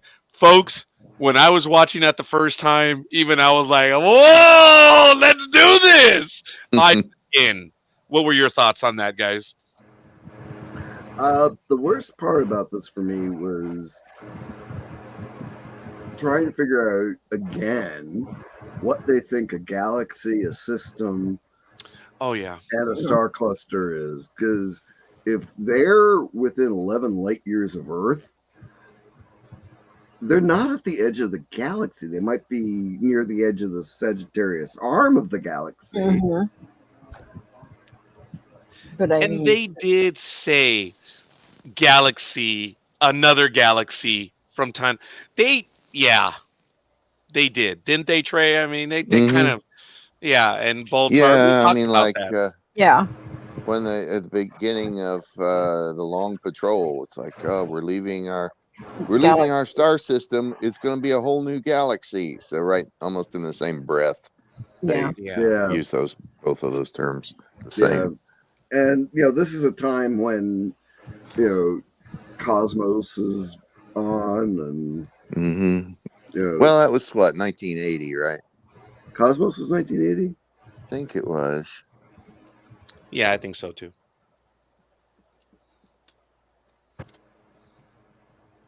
But we definitely at that time knew how big the Milky Way was. Yeah, we knew the difference. And if we've gone through, even let's say they had left the edge of their star system and went through a galaxy, that means that they have entered a second galaxy. And they, there was no big red line, and they didn't get telekinetic powers. Yeah. Oh, right. Very good. Yes. Rocker says, I was surprised when Adama mentioned the attack. He's like, whoa, what? Yeah. When I heard him, I think I had that reaction. I'm like, let's do this. Let's engage them. So I am a colonial, man. I was unhappy. I'm from Caprica. I'm a Tauran. So I was really unhappy with what happened. And I was ready for some payback. I was purple and what squadron, Trey? Orange. Purple and orange. That was so funny. And what does Apollo say? Yeah, let's not get out of hand here. We got plenty of firepower. Yeah, which was a great joke in and of itself. But that was so funny. Hey, Apollo, I got purple and orange walking in. I'm sorry, folks. That was from the third episode, or the three-parter. Favorite. That was damn funny. That was great. And let's see. They say, okay, now we switch to a scene where we're aboard the base star, where the Cylon says, have we achieved orbit? Yes. How about long-range scans? They said they were having some issues with their long-range scans, didn't they? Which was kind of cool. That kind of covered why didn't they detect the flight of the three fighters. They were actually having some issues. And then I appreciate what he says, just to be safe, said the cybernetic creature. Let's launch a patrol. Did you guys catch that? Hey, Oh, they've yeah. got their own safety protocols. Yeah, I was like, I can imagine the Terminator telling Sarah Connor, "Well, we must be safe. Let's reconnoiter the place." I'm like, yeah, I don't think they would do that, but I thought it was fun. It was cool. I chuckled at that. Then we switch back to the Galactica, and then we see the shooting model of the Baystar. Folks, that was cool. I remember seeing it back then as that is neat. I knew exactly what it was back then, but I had no issue. That was really cool to see how detailed it was and to give you an Oh, yeah. idea as to how big it was. And did you notice that no one was allowed to touch the model? Yes, they went Mhm. over it and they got close to, like, they're like, "Oh, am I touching it? Don't touch it! I'm not touching it." Yeah, Ty had to use a pointer. Yes, yes, and I that was kind of cool.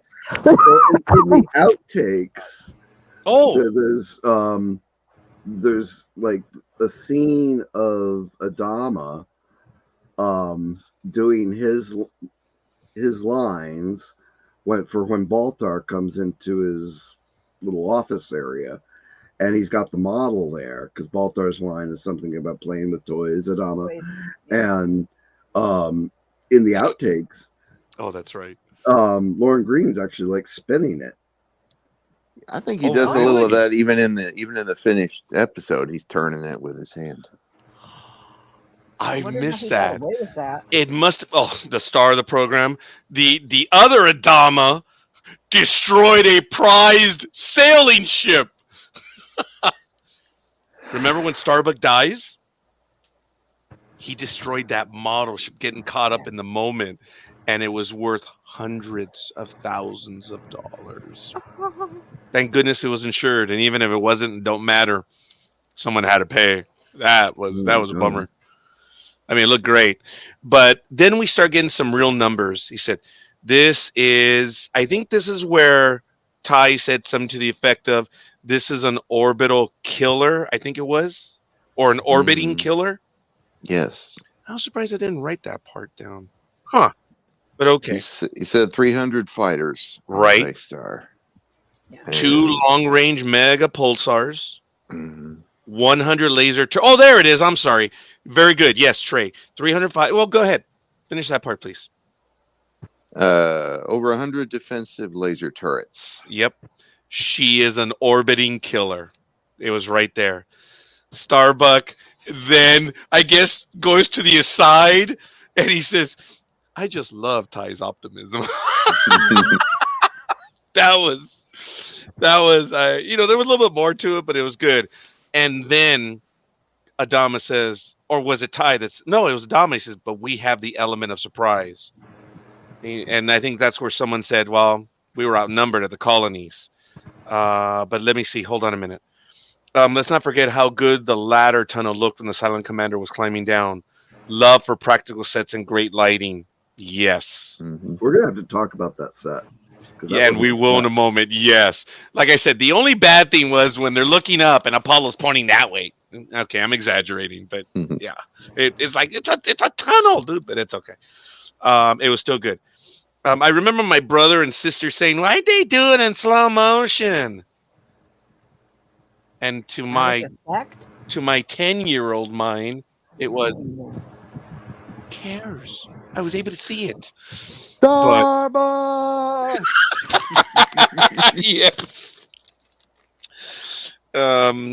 He said we have the element surprise, and they said they have 300. We have 150 Vipers. So this was the first time that we get a number, which was really cool. And then they basically plan out what they're going to do, and then Apollo stays staring at it because it's called script logic, and he says, "I think I have a plan on how to knock out the long range sensors," which was actually a good idea. Yeah. I don't think they could have sent in 2 guys. I would have sent, the Colonial Council Marines, the ones with the little funny unicorn helmets. I thought those guys would have gone in and taken out the Baystar, but whatever. They're not smart enough. Talking about the Council security or the Colonial Marines? Both. Oh, those Colonial Marines looked awesome. They should have. They should have put him in the black commando suits for this mission, though. Oh, that'd been good. That would have been good for the women, yes. Um, as an aside or point of order, I'm trying to think back when I was young. Old Milwaukee had the Swedish bikini team. I think Budweiser had Kathy Ireland. Pepsi had a reward system, so there was a ton of ads on TV with Cindy Crawford. Cindy, Cindy, Cindy with the gotta have it card. So, I appreciate that, Lethal Migraine. I kind of implied as Lethal will get us the answer. That was good. Um, they have an idea to take out the long range scanners, and then they say, but we should ask Baltar. And Baltar and Adama have a wonderful exchange. And they make a deal, an exchange of information for freedom. I loved their little back and forth. It was cool. I did Great appreciate scene. that. Yes. And I loved it at the end where he says, well, what about communication? No. Dude, even a maroon man has to have hope. Yeah, fair enough. Short range communication. So they made the deal. It was great. They reached across, did the colonial handshake, and it was good. Then we switched to the scene shortly thereafter where they talk about the red dots. And then this was really cool. Sheba lights up Apollo about how the first time I thought it was overdone, when I was 10. And this time. Girls mature faster than boys, so. Okay. Looking back, I thought it was maybe a little overdone, but I did appreciate that Sheba we're starting to get something between. I mean, clearly now. And she's like, dude, why'd you volunteer? Don't you realize what's going on? And I don't know if Apollo actually does get it through his thick head. Does he? Or is he that mission critical that he wants to see this through? Because if you think about this, guys, no one said, wait a minute, I have a question. Why does God need to start? I mean, I'm sorry, the wrong franchise. But no one says that. They're all in. Was Apollo mission critical blind when Sheba was talking to him or lighting him up? I don't think he was mission critical blind, but I think he was mission critical. She got through to him, but the mission was more important. Let me put that first. Greg, Adama? Well, I never got the impression that he was ever, had a death wish like Sheba said, just because Serena was dead, because he had Boxy to live for. Oh, and thank you for mentioning Serena. Greg, I flinched because he got angry. Oh, yes. When she mentioned Serena. Sheba never knew her. That's the thing. I mean, I guess they saw an image. They probably had a little she must memorial have known for her. Boxy's mother and yeah, et cetera. But it's like they, out of the blue, all of a sudden, Sheba knows who Serena is. Mm. I thought about she was a news reporter. Very good. So she could conceivably have. On the second watch, which this is basically for me, my thing was, so you knew Serena how? But thank you, Trey or Adama, I appreciate that, and Greg, that was good. But that felt real because Apollo was listening, and he on a dime got so angry at that. That was good. How dare you mention her name? Yeah, I did, and then. That is off topic. I will get to that in a moment. And then Cassie has a moment with Starbuck, who's a little more flippant, right? And Cassie then lights up Starbuck. What did you guys think of that conversation? I thought that since we knew Cassiopeia from the very beginning, this had a different flavor with Starbuck, but her pain was still real as well. She goes, why? Why did you do this? Why? As a kid, it probably, like, oh God, relationship stuff. But like as an adult, I mean, these people are serving on a Battlestar. They just had a horrible war. It's, they're officers. They've got duty, you know. And she in her own rights, field commissioned officer as a nurse, because they let her in the officers' mess, so she's got to have a field commission at least, and or the officers' club. But as an adult, I very unprofessional. Oh, ooh, okay, okay. I like that. I know they argued, and then Starbuck, maybe to mollify her in the only way Starbuck can be, I'll be back. I promise. And then in a very gallows humor type, if you don't, I'm gonna kill you. Which was, yeah, I Then they, like her little oblique Star Wars reference in this scene. You'll Mm-hmm. probably find some beautiful female prisoner to rescue on that base star. Yep. I didn't write that down. You're right. Yes. And the look on his face when he's actually contemplating it. I know. That was funny. I forgot about. Folks, Starbuck, when he committed to her, he was loyal. I don't Very much understand why so. Cassiopeia. He was. The minute that they got serious, he never looked at anyone. Sorry, I forgot about the wooden Aurora. But he didn't have an interest. It's because he knew this woman for a long time, and it was intimate. It's like seeing someone who you think is dead and they're back. I get it. I get that. So, yeah, that's crazy. So I'm gonna kill you, and then they said, okay, you can't lose this because we won't know if it's you or not. And they said, well, okay, if something goes wrong, we'll waggle our wings, which was kind of Waggle? funny. What's a waggle? Yeah. And then Baltar shows up in the landing bay, and he gives up the goat. He says, hey, look, because Starbucks says, well, look, I got as far here, but I didn't get to go there. He says, dude, just take a right here, go down. There's only one Cylon at the bottom. He says, what if there's more? Well, there could be more going by, but there's always only one Cylon. Hey, it's the way it is. And but how do we get aboard? Well, if you don't, they're figuring you're going to have transmission problems. So Boltar knew their procedures clearly, and he did give up the goat, and he did explain quite a bit of stuff. Now, did you guys catch John Colico's last scene when they all basically were leaving, and there's a scene of Adama and Baltar standing next to each other, and Baltar actually had a little bit of a smile on his face. Did you guys see that? Yeah. And he's still wearing the gloves. Yes, Always I the know. gloves. Those Mhm. nasty Always the gloves, yes. gloves Always the gloves. covered in thin green gruel. And the Santa Claus belt.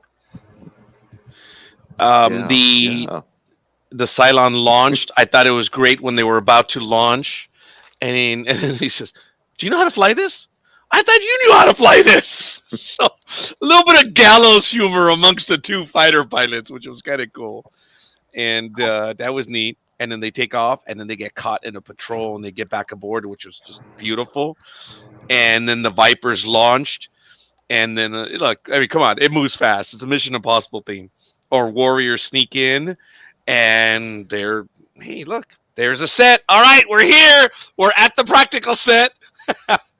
And they open it up. They look down. Just like Baltar said, the Cylon's down there. So they start climbing down, or they start. Well, before that, they had the landing bay.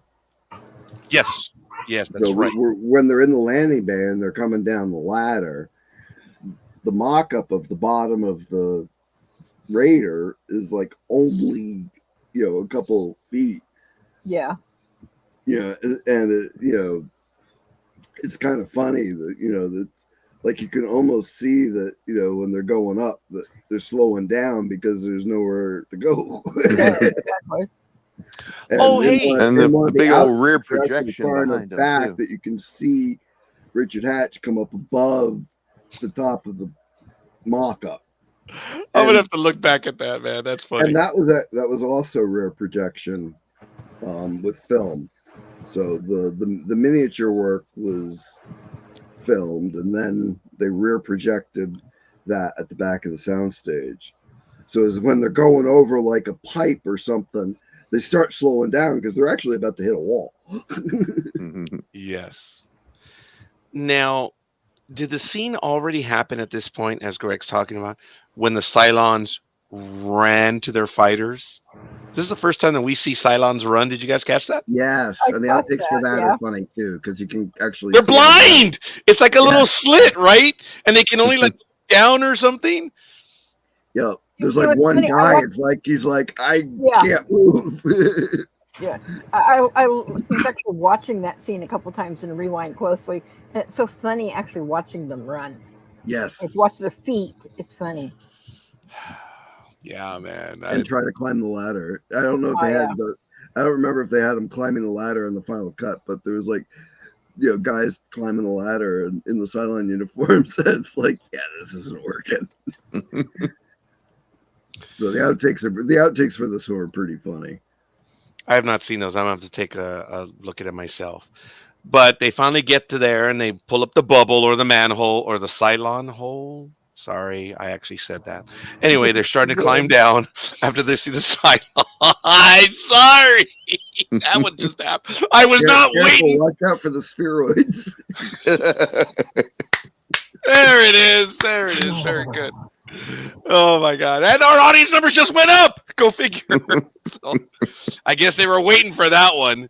Aisha says there is a goof in this episode as Starbuck and as Apollo and Starbuck are landing the Cylon fighter on the Galactica. It's obviously borrowed footage from the previous episode, Take the Celestra. We can see them both wearing the head communicators, which of course neither of them are wearing on the Cylon Raider. Oh my goodness! Nice catch, Isha. Yes. Oh. Rocker says, anyone like the side views of the Raiders when Starbuck and Apollo blended into the squadron? Yeah, well, that's what we were just talking about a moment ago, right? That was cool. I was actually running out of time, so I saw it quick, and as you know, I'm watching and then writing notes, and so I only got a little bit of that, but it was cool to see that they were aboard the Cylon base star. The spheroids, they're walking down, and then I don't know what happened. Did they hear a branch click or someone slip up the thing? The Cylon looks up. What does Apollo scream? Starbuck! I don't know what that means, folks. Usually we have hand signals or whatever, or like, prepare to engage, or he sees us. No. Starbuck! Well, I mean, at that point, the gig's up, so The gig is up. And the gig is so far up that obviously his laser's up too, because again, it's a very tight tunnel. And when you look up, Starbuck, or I can't get over this, Apollo has his laser pistol, and you can see it. It's like at a 90-degree angle from him. It's like, dude, it's a tube. What are you firing at? Or, His shooting device, not laser pistol, not blaster. It's his shooting device. I didn't say a blaster. No, I know. I wanted to. It is. You guys, firearm, yeah. You guys know I wanted to. Come on. See, now maybe it was a carefully calculated ricochet through the tube to hit the Cylon. Hey. Very good, Trey. You beat me to that. I was thinking that just a few seconds before. It could have been, because it was 90 degrees from him, what looked like to me. It was done in slow-mo. My brother and older sisters got so mad. Why'd they do that in slow-mo? And I think that was their only complaint in the whole episode. Dramatic effect? Yeah, it was for dramatic effect, but they said it didn't need to be. I know my mom, my dad, we were all watching it. I don't know what day of the week we were watching it, but I think my parents thought that we were going to watch some religious thing. And I said, no. oh, hey, the hand of God is on tonight. Oh, no. No, they were Battlestar fans. But funny how 23 episodes later, my mom's watching Battlestar Galactica with me when she said early on, you shouldn't be watching this. This program's for adults. There are Vipers and blasters, Mom. Yeah, my mom wasn't a fan of the sci-fi. I got that from my dad. My mom was a massive Star Trek fan. She gave me Star, and we also saw Space 99 as a family. But all kidding aside, I think she saw when Starbuck got burned in the flight deck. She knew what was going on. There was some launchy hanky panky going on. She's like, "This is for adults. You shouldn't be watching this." But it's necessary. Might That's why they be launched the bad Viper bomb. idea. That's how they defend the ship. Maybe she was just scared it would give you bad ideas.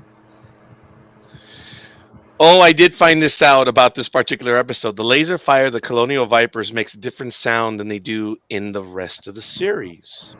Oh, interesting. I did not catch that. No one I Mhm. do. Adama?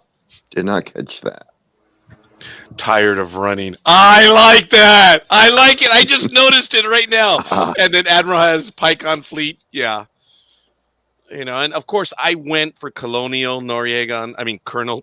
Damn, Colonial. Colonial Mario. Yeah, Colonel Noriega in honor of Ty, of course. I always did like that character. And I told you that we were privileged to be As able to have a opposed to the conversation other with him. Colonel Noriega. Yeah, Very okay. good. I thought about that, but you know. Let me see. You don't learn anything in school. You need to learn hanky panky off the tele. Yeah, I guess Bingo. I so. like this guy. In 1979, 1980. Oh, dude, Lethal Migraine. He's been with us almost from the very beginning. I've known him for almost 16 years. We met through the network. I feel sorry for Lethal Migraine. I feel sorry for him, but you guys heard I talked about it last week. Lethal Migraine is phenomenal at getting under people's skins. He just is, and he's good at it. He got under mine, but he visits with us every time we do a program. So you appreciate that. And as I mentioned last time, oh Have a yeah, good night. you're beaming out of here. Have a good night, Aisha. Talk Good to you night, later, Aisha. girl. I told this story last week, so I'm sorry. I'll just tell it again real quick. I mentioned I found out that I was AB positive. And then he said, dude, I'm AB positive too. You know, we have the vampire blood. So what does that mean? It means that we can take from everyone, but our blood is no good for everyone else. And it was cool. Everyone laughed because they know how I am and they know how he is. And my thing is, I understand why I have an affinity for Lethal Migraine now. It's like, hey, Yeah, I'm the other way. I'm universal. same blood donor. type, baby. I'm universal donor, but I can only take the O. hmm. Oh, really? Yeah. O So- can donate to everybody, but we can only accept O. O negative what- in particular. What are you then? O negative. You're O negative. Oh. You're our favorite blood type. Okay. Universal donor, but we can only accept O. Years ago, there was an interview on NPR with a guy named Guy Kowalski, who was a social media expert. He said, if you aren't using the internet to piss people off, you're using it wrong. You're wrong. Yep. Oh, so he Oh, said this. I remember that. Yeah. Kawasaki I guy did is not. responsible for all this. that's funny. I did not know that one, Lethal Migraine, and I appreciate that. That, again, I'm like, I like it. All right, well, fair enough. As they're on their way, Starbuck! I liked it better when Adama said it. Mine was screechy. And it's not the same. Starbucks. Oh, I said, hold my beer. Challenge accepted. I like that. Oh, man. And yes, you are very good at it. So the Cylon, I guess, fires up once or twice, and then they fire down, and they take out the Cylon. Sparks fly everywhere. And when he lands, did you guys notice that his chest plate moved up and down? Hmm. No. You guys didn't notice that? Uh-uh. Okay. It bounced. So the Cylon Bumbles chest plate- bounce. Bingo. Very good. They take out the Centurion, they set the charges, and then the base star detects 2 squadrons. And they're like, hey, there's 150 fighters out there. Launch them all. Launch. All 300. Go, go, go, go, go, go. And then the charges go off. And after the transmitter dropped. Uh-oh. My notes kind of failed me there. So they left the control room. Right, they left the control room. Sorry. They're going to go back up the ladder. Yeah. And we need to take a break and talk about that. Oh, the transmitter dropped. Yes. The Yeah. thing that was supposed to identify them, apparently, The waggle Colin dot. was just hanging on to it instead of keeping it safe in a pocket or something. Mm-hmm. Yeah, that's true. So when the See? explosion went off, he accidentally drops it. And Starbuck gets a finger on it, and then it just goes, and like, forget it. We got to go. And We don't need that electronic Felger carb. Well, we'll figure out a way to work to go Galactica some other way. Yeah. I would have got on the communication channel and said, hey, this is our GPS coordinates. Come on, man. And they get out, and the Vipers engage the Cylon Raiders, and then we switch over to Galactica, and this is where it's good.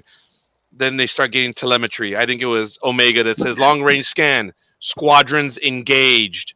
And then they see her, I guess, coming out from behind the planet or something. And Adama says, there she is. Battle stations. My thing is, well, wait a minute. Where were you at prior to this? Wouldn't you have already been at battle stations? But I guess not.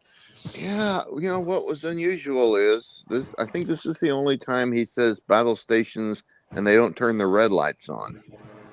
Oh, good point. They never use the red lights in this one. I did not catch that. You're right. So I did want to back up and talk about Please. The base star. Other than the fact that for such a huge ship, that wasn't a very large tunnel. But what was really cool about this one, and I don't know if I recognized it in 1979, but well, I did. Yeah, Rockers, you're right. Yeah, I did pick up on that. Wait a minute, they don't have any pockets in their trousers. Yes, Starbuck had to scoop those qubits straight into his. That's right. His had to pull out his waistband and just sweep them in.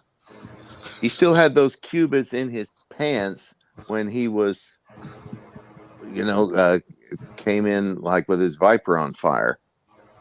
That must have been uncomfortable. Story about this. Yeah. Yeah. I'm sorry, Greg. What was that? Nobody wants to hear my story about. No, please. Go ahead. It was Rockers Los Angeles. I apologize. It was me. I distracted. Sorry, Greg. Oh, before I say that, Siri's going to get stupid. I'm not talking to you. So, the part of the Cylon base star with the hatch and the vents and the graded floors, that was the Skylab 1G trainer, which is now and I think it's at the Houston Space Center. Wow. Really? Yep. So where they filmed that was there? Wow. That's really kind of neat. I didn't recognize all those years ago, but when we were watching it this afternoon, I'm like, wait a minute.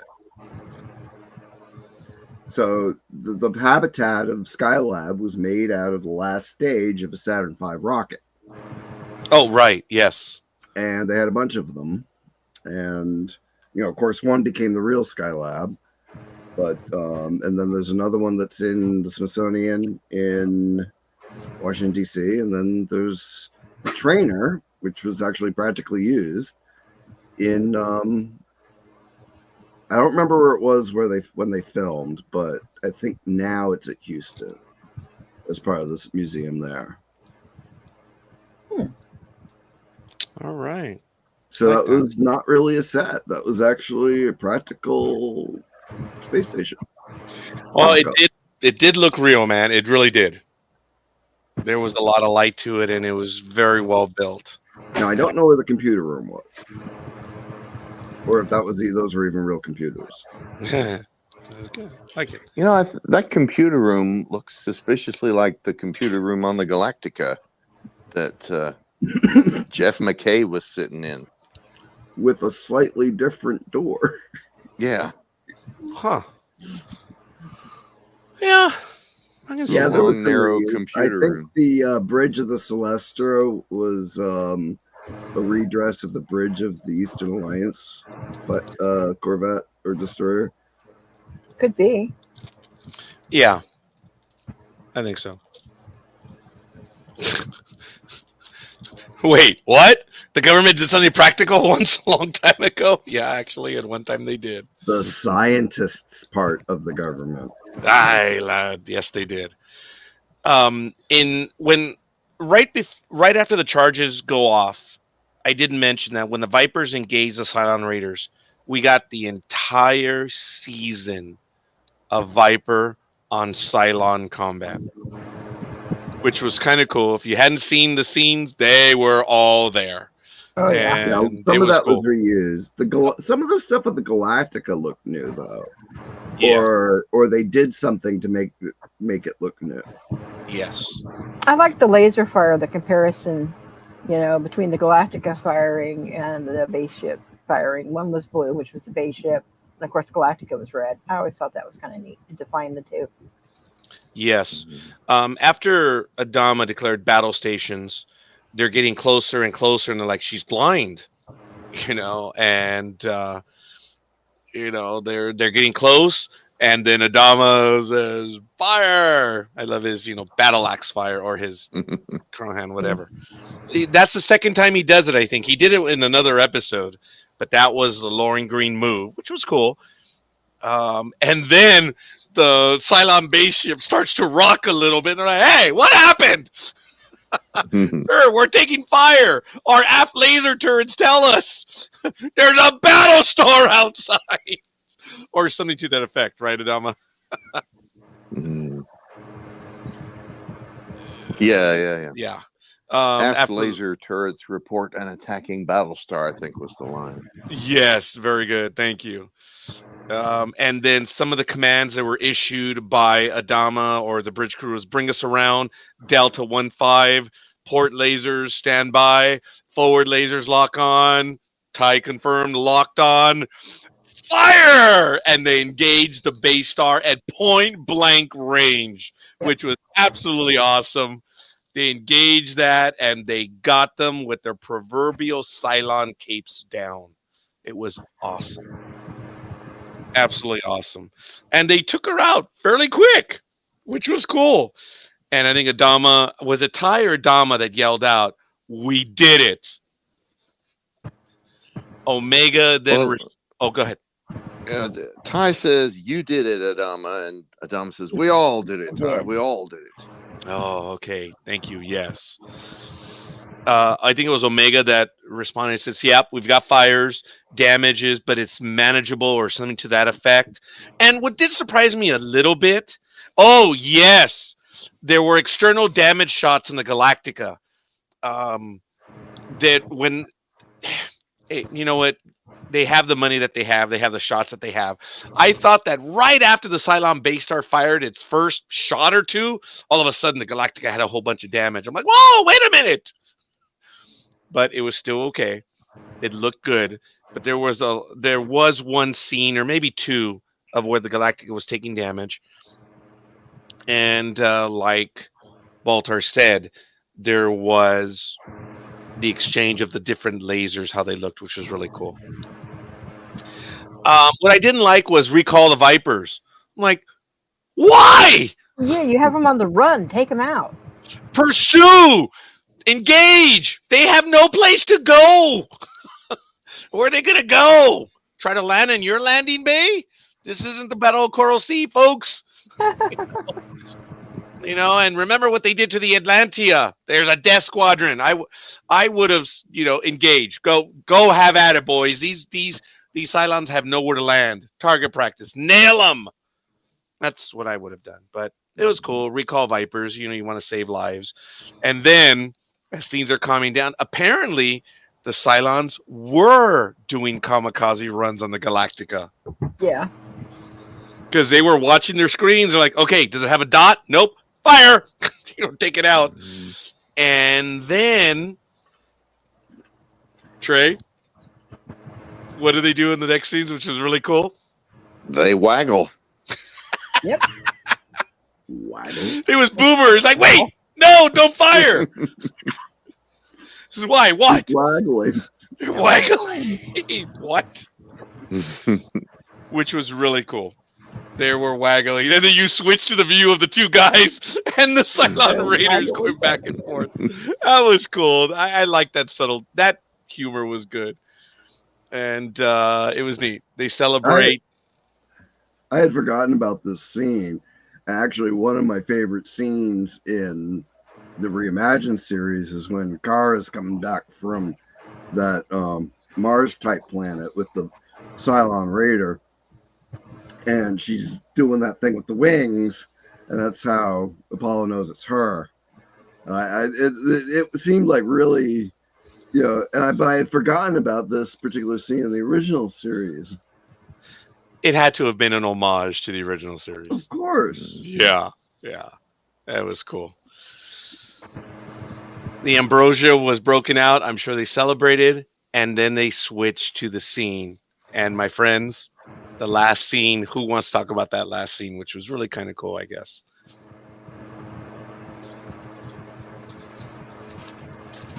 They go up to the navigator's spire, and I guess they're trying to listen in. It says after the battle, and they don't get any signals, nothing. And they're like, well, okay. Obviously it's not coming down on that vector anymore. So I guess they moved, and that was it. And remember, they couldn't hear because they put their headsets on. Well, they And the moved, moment- and I Yeah. think it was Apollo's blaster, laser, whatever the flip it is, accidentally knocked the button. Oh, very good. Yeah, they're on their way down. All right. So, like a few centaurs later, is there a power drain on some report somewhere, and they've got to figure out where it is? Were they able to do that? Do you know how much power that they caused because of that? Oh, That's probably why they didn't get to Earth until 1980, but that's neither here nor there. That was lame. Well, And like a then year we and a half see the later. dramatic image. I'm sorry, go ahead, Greg. How long was it supposed to be between the end of this series and that series? Well, Boxy is in his late 20s or early 30s. yeah, something like that. Oh, okay. So they're more than 11 light Do you years. remember that? I'd Adama? forgotten Boxy was the character as an adult. Yeah. Yeah, the time. Yeah, it doesn't work for an 11. It's got to be more than 11 years unless they age a lot faster.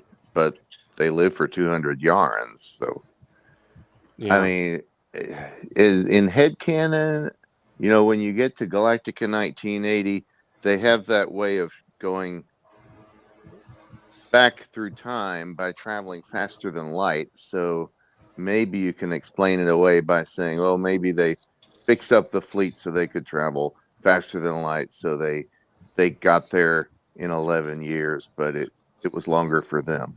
Oh, that's Well, isn't their right. It STL doesn't also, work. Like warp? That's right, guys. It Yeah, doesn't work. It's 11 years. But yeah, in the original series, light speed is like the fastest the Galactica can go, and they only do it in rare instances. But once you get to Galactica 1980, they're time traveling by going faster than light. They do it in Vipers, so that's my headcanon that Okay. Dr. Z found a way to make the whole fleet go faster than light, and it was earlier than it should have been when they reached Earth. Oh, Well, I like maybe they were at headcanon. the edge of the galaxy. Well, I you do. do realize that I first like signal- headcanon. That first signal that they saw actually should have been something like the, late 1930s Olympics. If you're All doing right, something contact, like- woman.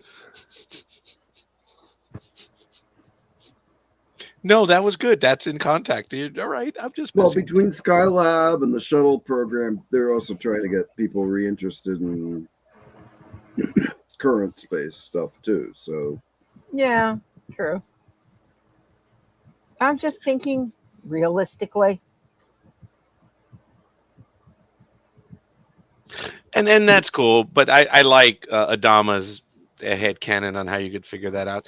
It never dawned on me. I never gave that second thought. I was just happy Battlestar Galactica was back. I was terribly disappointed right after when it's like, hey, where's everyone? Come on, man. Where's the Galactica? And yeah. But to finish up this episode, when we see the imagery and we hear it clearly on what it is, I remember pointing to the TV and I'm like, oh, I was like, I know exactly what that is. And, of course, my brother was like, that was fake, right? Oh Lord, he's one of those. He was one of those. In 1978, really? Dude, it was during Vietnam. Of the betrayal of what happened in Vietnam. Okay, this is a political comment. I don't want to go any further than that, folks. I'm talking about not having faith in the government. Dude, it started. Do you know that the whole thing with Pearl Harbor? Yeah, that was in the 70s, right? Yes. Mm-hmm. Yes. Oh, yeah. And my brother, I remember, he said, oh, my God, they faked it. And, I was starting to become of age where I'm like, what are you talking about, Lewis? Who's they? Yes. I was like, are you talking about what's her face? Or what are you talking about right now? Epic episode, action stealth, and Adama was kind of gangster. I didn't think about that. Planning the attack and dealing with Baltar. That was good, Rockers. I like that. Adama was kind of gangster. That might be one of our better lines. I like that. It was cool, guys. I thought this was a great episode. Like I said, I lost my mind when Adama said, we're going to take that out. And I was like, yeah, baby, let's go. It was really cool. I didn't know it was coming to an end. I had no idea it had been canceled. I was just figuring there was going to be another series at the end of the year. When it didn't show up, I was like, what's Buck Rogers? Well, you got at least a reward from Miss Wilma Daring.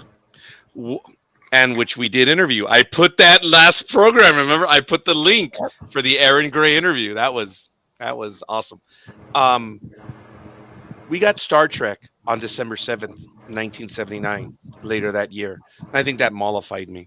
And as I think I told you all that story, that I went about 20 times to see that movie in the theater, in the drive-in. I told you guys all about that, right? I was my sister's chaperone. We went in the van. Yeah. Yeah, and I was always choosing the movie, and then Frank at one point said, "Dude, let's watch something else." At 10 or 11 years of age, I turned and he says, "You're not going to watch the movie." I mean, even I told, why the hell are you going to? You're not going to watch the movie anyway. You're in the back.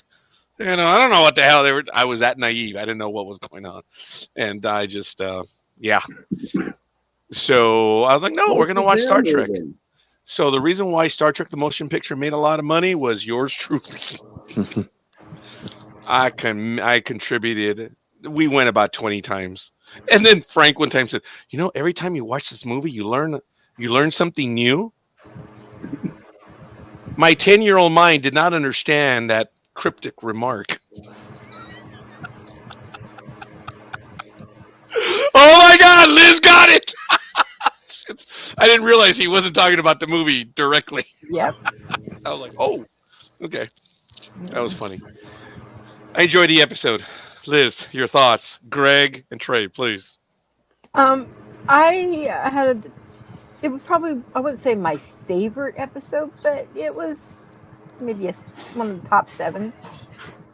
There's one bit of trivia that I found out much, much later, and this is after I don't know if it was Trey that said it or Greg that said it last time, the repackaging of the new series, but you realize that they ripped off the name for their 10th episode, saying they had no clue that the original had that title. So, really? Okay, you're redoing the whole series. You didn't even bother to watch the original and notice a title? Right. Whole different world, guys. Network television on a rush. Remember, They were figuring that they were going to go ahead and do mini movies or movies of the week, and they immediately went to series, and it was fast. Mm-hmm. It was a whole different world back then. They still had people typing stuff. They had mimeographs. That was crazy. And I think, I wasn't there for that episode. Remember when I talked about that? There's one place where they're all in like the officers' quarters, and they're all like being pensive, and they're all looking off in the distance because they were all reading their scripts because they had just been handed the scripts. Yeah. What was that episode? I don't think I was there for that one. I missed that one, but I wanted to point that out. And Sheba was in it, Boomer was in it, and they're all like, she says, did you pay attention that we're all like, and they're looking off screen at their scripts and their lines. There was a lot of that because there was oftentimes that they were getting the scripts just right before they were filming, which was crazy. Was that in Greetings from Earth, maybe? Oh. When they had that big scene in the officers' club? That was a pretty involved discussion they were having there. You know what? I don't think I was there for that one. Yes, Greetings from Earth. Yes. Yeah, I was too busy. Sorry, folks. I wanted to be there for that one too. So, but yeah, just that was one of those scenes. What's her face? Sheba had mentioned that. She goes, "Oh, because we just got our scripts moments before." So, and she said, if you look carefully, you can see everyone looking at something in particular, and that's what we were doing. We were reading our scripts. That was kind of cool, kind of neat. What were your thoughts, Liz, on the episode? Oh, you did mention. I'm sorry. I said, yeah. Yeah. Anything else you wanted to add to that? Not really. Greg? I enjoyed this one. I didn't remember it as well as some of the other ones.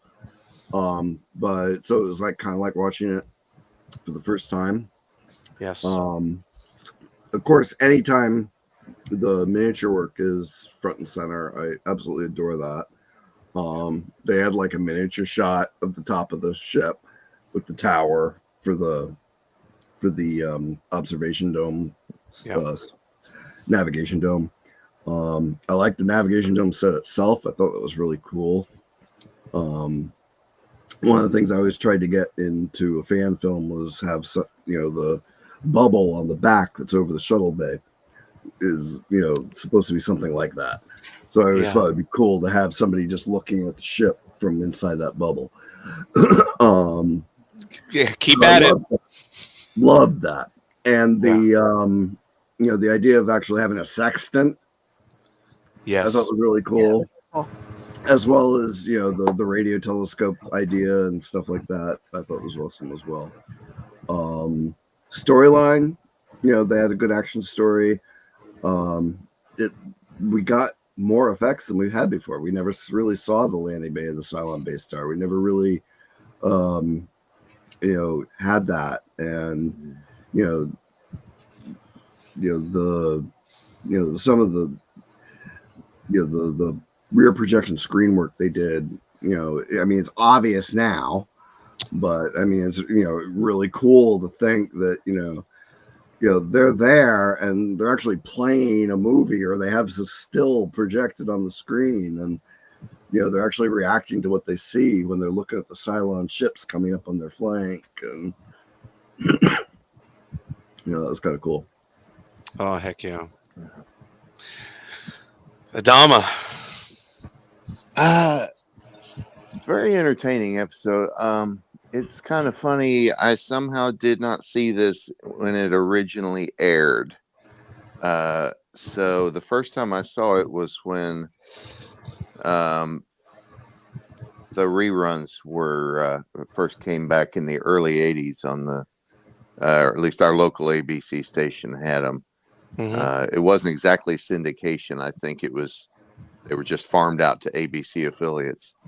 But yeah, so that was the first time I saw it, and it's pretty cool. Of course, I had seen Galactica in 1980 already by then, and knew that Apollo had died at some time, and so I was actually, when they went slow motion and he goes Starbuck, I was like, thought that was my gosh, is this where Apollo dies? Oh, Because I was fully expecting because of the slow motion that he was going to bite it. Especially with that whole lead up early on, Yeah. the talk. Yeah, that makes sense. It's with Sheba talking about his death Yeah. wish and whatever. So, Yeah. yeah. So I was almost disappointed that he survived. Wow. But I No. was getting chills at that moment. So I still remember that. I was lucky. I was still at a time where I could see it in first run. Of course, every now and then you'd have reruns during the year. And I did see a few of them in reruns, but I don't remember which ones they were. And then you had Galactica 1980 show up. And then that was really it. And I think my parents remained to watch that series just because of me. And we were watching it. But man, yeah, it was kind of like, yeah, it was disappointing that it was canceled. But I didn't know about it until much after the fact. I did enjoy this episode. I had no idea it was the end. And as we had some of the comments in the chat room, it was awesome. Rockers, I love this line, dude. Adama was kind of gangster. I like that one because this is Lauren Green, folks. That's why I think it's great. Oh my Oh, goodness. and I love the scene between Adama and Baltar. Yes, Both of them. yes. Great scenes. It was good. Because, going back to Lost Planet of the Gods, where as soon as Adama sees Baltar, he tries to kill him. Mhm.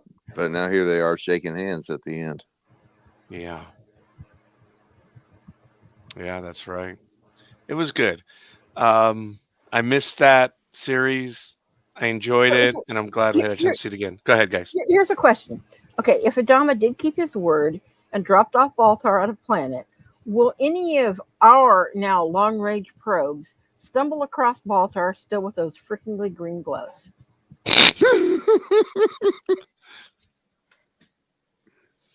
Yeah, so he may have worn holes in the gloves by then, but Could be.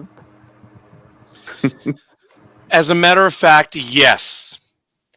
I was shopping at a Thrifty Drug, which is now a Rite Aid, if they're still around, and they had the model there.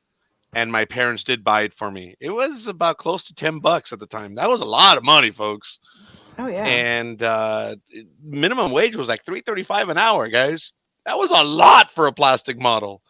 mhm. And I built the Galactica. I had it for the longest time. I loved that alligator. I loved it. Or crocodile. Crocodile, right? Yeah, crocodile. Oh, here comes the porn. Oh. That looks like it. Yes. Oh my goodness. LOL, Liz.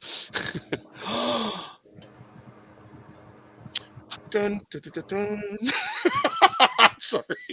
You're muted, Greg. You're muted. Oh my goodness. So these are the 90s reissues of the monogram kits. This is the only one I can get at the moment. But I have an almost completed Cylon base star, which got packed away at some point, probably Yes. when my mother's health started to decline. And the Viper didn't come out very good, and the Cylon Raider didn't come out very good. What the? I got something flying around in here. The But Cylon this is Yeah, This dude, is you got a what- Cylon patrol wanting to attack. Dude, it's the Atlantia Death Squadron. Sorry.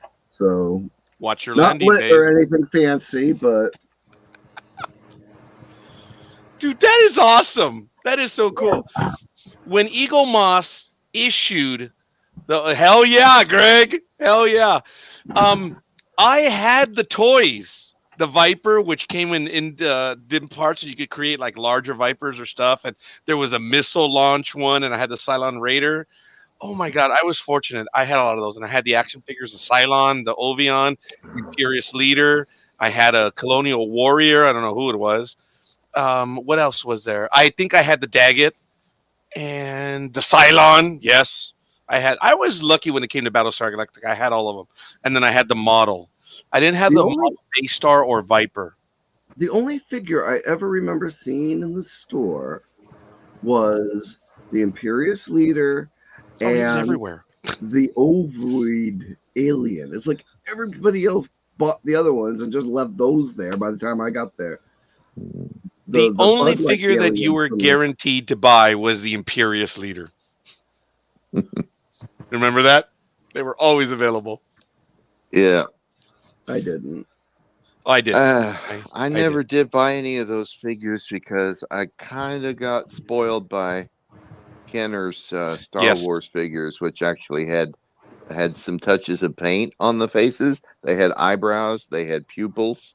Yeah. And I was like, what kind of ripoff is this? They don't have any facial details, so I did not buy any of them. I know they're also like a weird scale. They're like at the 7-inch scale, weren't they? They were bigger than the regular ones. Mm. Yeah. It was Like different. the Buck Rogers figures came out; those were 3 3/4. So those interact. Those worked. Oh my God, I bought the Marauder and the Starfighter at Pick and Save. If you guys had one of those stores ever, you had one, right? It was Didn't probably you? like our Woolworths up here. Oh, it's yeah. Oh my Walmart. God, they were awesome. They were inexpensive. I had those. Those were cool. Now, before Eagle Moss went under, I was going to switch to the Battlestar Galactica series, and then they went under, obviously. So I remember that this one was on sale on Amazon, but this is the the reimagining one. So I am on the lookout for the Eagle Moss original Galactica. They're still available, but I noticed, folks, if you want to get them, you better get them now because the prices are going through the roof. This thing originally Master sold for like Replicas. $59. Yeah, Master Replicas. It's over 150 now. Master Replicas has a lot of the stock, and they keep bringing it out from time to time. I think they've already run through all the Star Trek stock. They've had some Battlestar Galactica stuff out. Yeah. I was actually recently dug out the Mobius kits for the reimagined series because I was gonna. This one's unbuilt, but I might pick at this one while we're working on the. Which one was that, Greg? I'm sorry, I didn't see it. Oh, yeah, that one. That's the one that I have. So I might pick at this one throughout our discussion of the reimagined series. Oh, that'd be fun. Yeah. You can see your progress each week. I don't think I had the Dyna kits or the Dyna flights. Remember those die-cast ones, those heavier ones? I don't Those know were if hard to they find in make my area. them. I think they were very hard to find for me too. But A lot of that stuff was big in the UK, yeah, don't know why. but also a lot of that stuff they like what was it, Palatoy or somebody? They made like die-cast like for Space 1999. And stuff was weird colors. Looking back at some of the stuff. It was weird colors, and it wasn't built very well. The body was metal, but the landing pads were kind of bent and warped and stuff. Like the Enterprise from Star Trek, you had one of the pylons like this, and the other pylon like that, and then the nacelles, one that way and one that way. I'm like, that is so cheap. But beyond that, if it looked good, I did get them. And like I said, I was lucky that those figures did exist, and I wish I still had them. I lost those a long time ago. I think we shared some images of those back at the beginning of when we were talking about the show. Yes. I remember finding some of the links to what the figures looked like. Yeah. Beyond the toys and stuff, I have to tell you that the original series blew me away. I know what it was. Glenn A. Larson was given, orders, come up with a new series. And yes, was it a knockoff of Star Wars? Who cares? I At didn't. first glance, it was. But Greg Baltarnadama, I think we all acknowledge this watching this as adults. There's more to this series. It was actually well done. Oh, yeah. Yes. Yes. I commented on that. Remember in the season, the 3-parter, that I didn't understand what Adama was going through. He'd lost his wife. He was in command when the fleet was butchered, and he couldn't save the colonies. And he was being outmaneuvered by a self-centered sire that was maneuvering him. There was more to it than just Vipers engaging Cylons. Oh, definitely a different show rewatching it as an adult. That, Yes. and they actually paid attention to science at times. They paid attention to military structure at times. Yeah. It was, for the most part, very well written. I mean, it had to entertain for television, and it was 70s television, but it was, looking back on it, this was ahead of its time. Yes. Most definitely. And it The wasn't fond just memory. written for kids. I'm sorry, what? And so it wasn't just written for kids. It crossed the entire gamut for the adults to understand some of the inner structures that were going on. Kids, of course, love the action.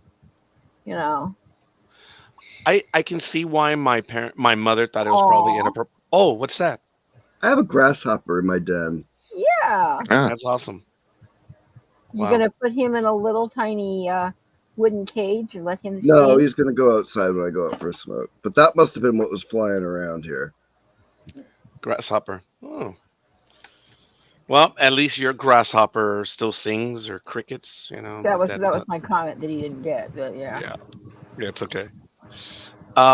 It was fun. It was fun looking at this again because I hadn't done it in decades. I had seen one or two episodes here and there, but it was incredible rewatch.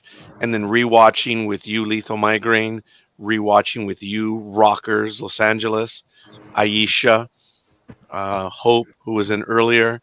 And we've had other people comment as we've gone along too. And it means a lot that we were able to do this together. And next week, we're going to do Galactica 1980, the entire series. And it's going to be okay. I don't think anyone's done Galactica 1980. I don't think they have. This might be a first for anyone. So I'm looking forward to that. Michael is not here. I'm sorry, he's traveling right now. But this has been incredible. This has been an experience. I've been wanting to do this for years. Greg remembers we talked about it last week that we were going to start, and Greg and I were betting that Richard Hatch was going to join us for this gladly. It was a bit of a stretch. You wanted to do this in 2018. It was before COVID, yeah. Richard Hatch was still alive. And then he passed away, and we kind of went dark. I know, guys, he'd been on the network 4 times, man. He would have done this. I know he would have. But yeah, we just went dark as soon as he passed away. It was kind of we were really bummed. 2017, 26. Yeah, I mean, it was. It's been a while since we wanted to do this. And I guess I mourned for a long time. But COVID hit, we did a lot of other stuff. I'm sorry? A lot of people did. Yeah. Because I mean, he was in the Reimagined series. His books had renewed interest because of his appearance in the Reimagined series. He did quite a bit to bring that series back. He was trying for a while. He wanted to do the gap between the end of this show and 1980. Was that the Great War of Magellan? I don't remember the books. I mean, he did that trailer for The Second Coming, which was way ahead of its time. Considering how much money he had, I understand he had to mortgage his house. Yeah, and he did a lot of stuff. John Colicos was in it too, man. Yeah, and George Murdoch, and yes, that's right. Yeah, I think Bojay showed up in it too, didn't he?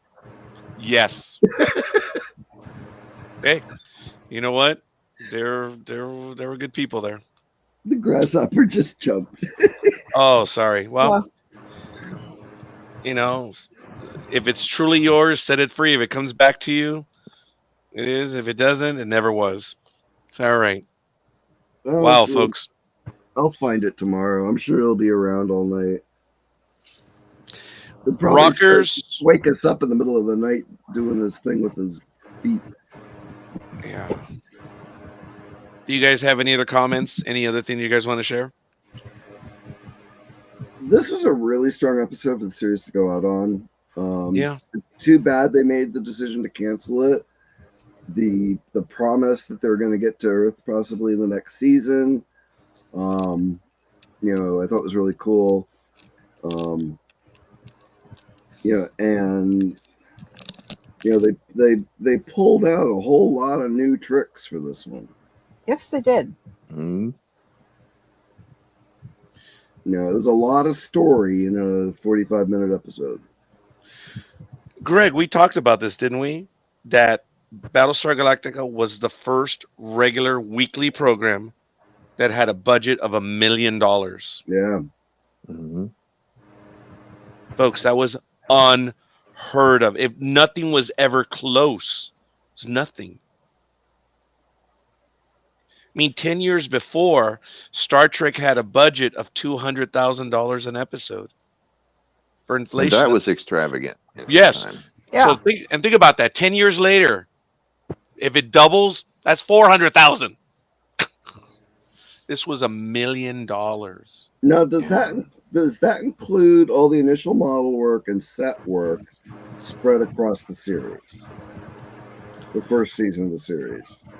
You mean for Battlestar Galactica? Yeah. That's a Or good was question. the I know that budget per episode $1 million. that's the way I understood it. Trey, do you have any info on that? I don't really know financially. But you did know that though, right? That it was $1 million an episode. That's the figure I keep hearing. Yeah, I Yeah. imagine that's like that's probably like ongoing production budget because I think I guess the pilot film had its own budget. Oh, which that's was, right too. I keep forgetting that had a film budget. Yeah.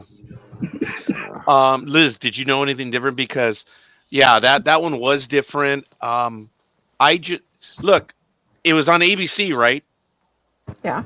ABC knew they had a good program. I mean, it was costing them too much money. I need to do it. Yeah. They didn't kill it, they just remanufactured it, but by remanufacturing, that's what eventually did kill it.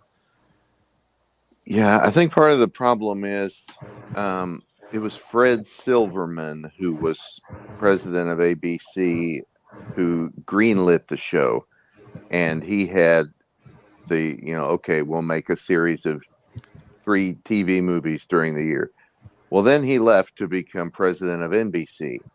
And it was whoever the new guy was that came in that said, we're going to a weekly series, and then he, didn't, probably the same guy that decided to cancel it. So it was, if Silverman had still been at ABC, things would have been a lot different. Didn't Glenn A. Larson in an interview say that the series, the event, the 3-hour event debuted, and within hours, or it might have been a few days or a week, because they got the results and they're like, holy crap, this is a hit. And instead of doing the 3 or 4 movies a year, they said, we're going to A series. Yeah. And guess what? You're going to be in September later this year. That timeline doesn't work. I don't think that works. They must have been in production. You can't just have an episode to air right the very next week. I mean, this was probably sometime during the summer that they decided to go to a weekly series. Okay. I don't know that for 100%. They already filmed most of Ice Planet Zero by then. I guess they were doing the movies, and then they said it's actually going to be weekly at that point. Because we did talk about that. It might have happened after they did the Canadian test screenings of the film. Because that happened in the spring, I believe, of '78. Okay. They did screenings in Canada. That was when they had Starbuck in the launch tube with his shirt off. And I've seen those views. Yeah, that was reshot for TV. There were 3 takes, or 3 different ones, right? For the launch tube stuff. And one of them was without the shirt. One of them was a different angle, I think. And then we got the one that we saw. Because every time they did something different. Is that how you remember it, Trey? At least 2 versions. I don't know about 3. Okay. Yeah, there were 2. A lot of the outtakes, like if you look at the outtakes on the DVDs, I haven't looked at the earlier episodes, but when Adama suggested watching the drop footage and stuff. Like for in this last episode, there's like shots of them in the observation bubble, like further back, but it's so apparent there's no glass there because they're like looking through it, and it doesn't make sense that we'd hear their dialogue as though we're in there with them. Mm. So the tighter shots make more sense. So there's a lot of the outtakes or things like that where it's either, the full scene of, focusing on somebody for their reactions or for their part of the dialogue, or it's, an alternate angle or a wide shot or a narrow shot. They did a bunch of things like that, just in preparation for editing together a show, and then picking what looked best. Okay. A lot of times they do that, and like they'll edit in the close-ups in with the wide shot or things like that. You were Like going to for say, the Adama? scene behind Baltar up there, they did that. There was two of the scenes that they did way out, and you could see the shell that opened up, and you could see Starbuck with his hand on what's obviously a railing, but there should be glass there. Yeah. Mhm. Yeah.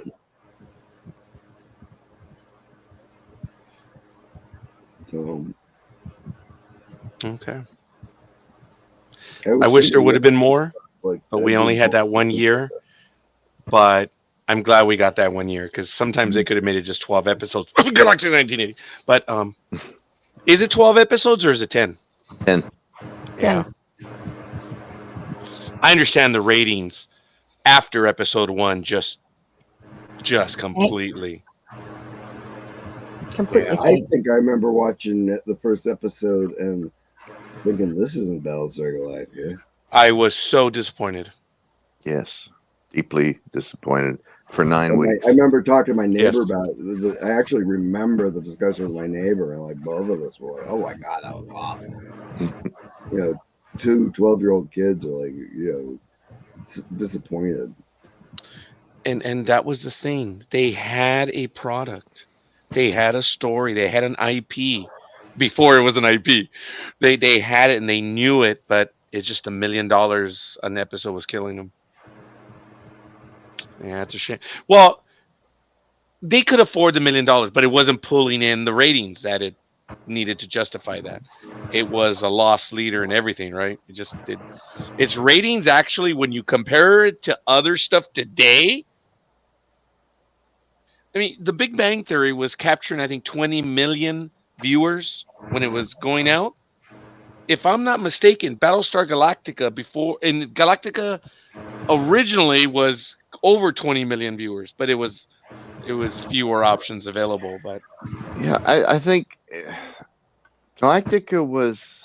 I may be getting my numbers wrong, but it was consistently, I want to say, top 15 not crazy. show, and which for any show with a normal budget that was in its first year, that would be a rousing success. But I think ABC, for that outlay of money, they wanted the number one show. Yeah. Yeah, exactly. It's just it wasn't there. Oh well. All I right. am going to drop. Greg, we're there. We're done. I think Greg, we're done. I am starting to turn into a pumpkin. Yeah, We- sorry, buddy. from Yeah, actually, let's do that. Liz, anything else? Just make sure that all the audience viewers know to check the NGV Media website. We have a lot of upcoming programs coming my up God, in yes. this next month. So definitely check that out. We will be on next week, and we are going to be doing other programs. If you guys want to do any programs, let us know. We'll consider them, and maybe you'll join us. But that's Baltar. That is Admiral Greg. This is Adama. I'm Colonel Noriega from Panama. Nope, just kidding. Guys, it has been a blast to go along this trip with you. And there we are. Trey. Take us out, Darwin. Oh, sorry about that. Sorry. Thought we were freezing into a tableau. This was a blast. Yes, indeed. Fleeing from the Cylon tyranny, the last Battlestar Galactica leads a ragtag fugitive fleet on a lonely quest. A shining planet known as Earth.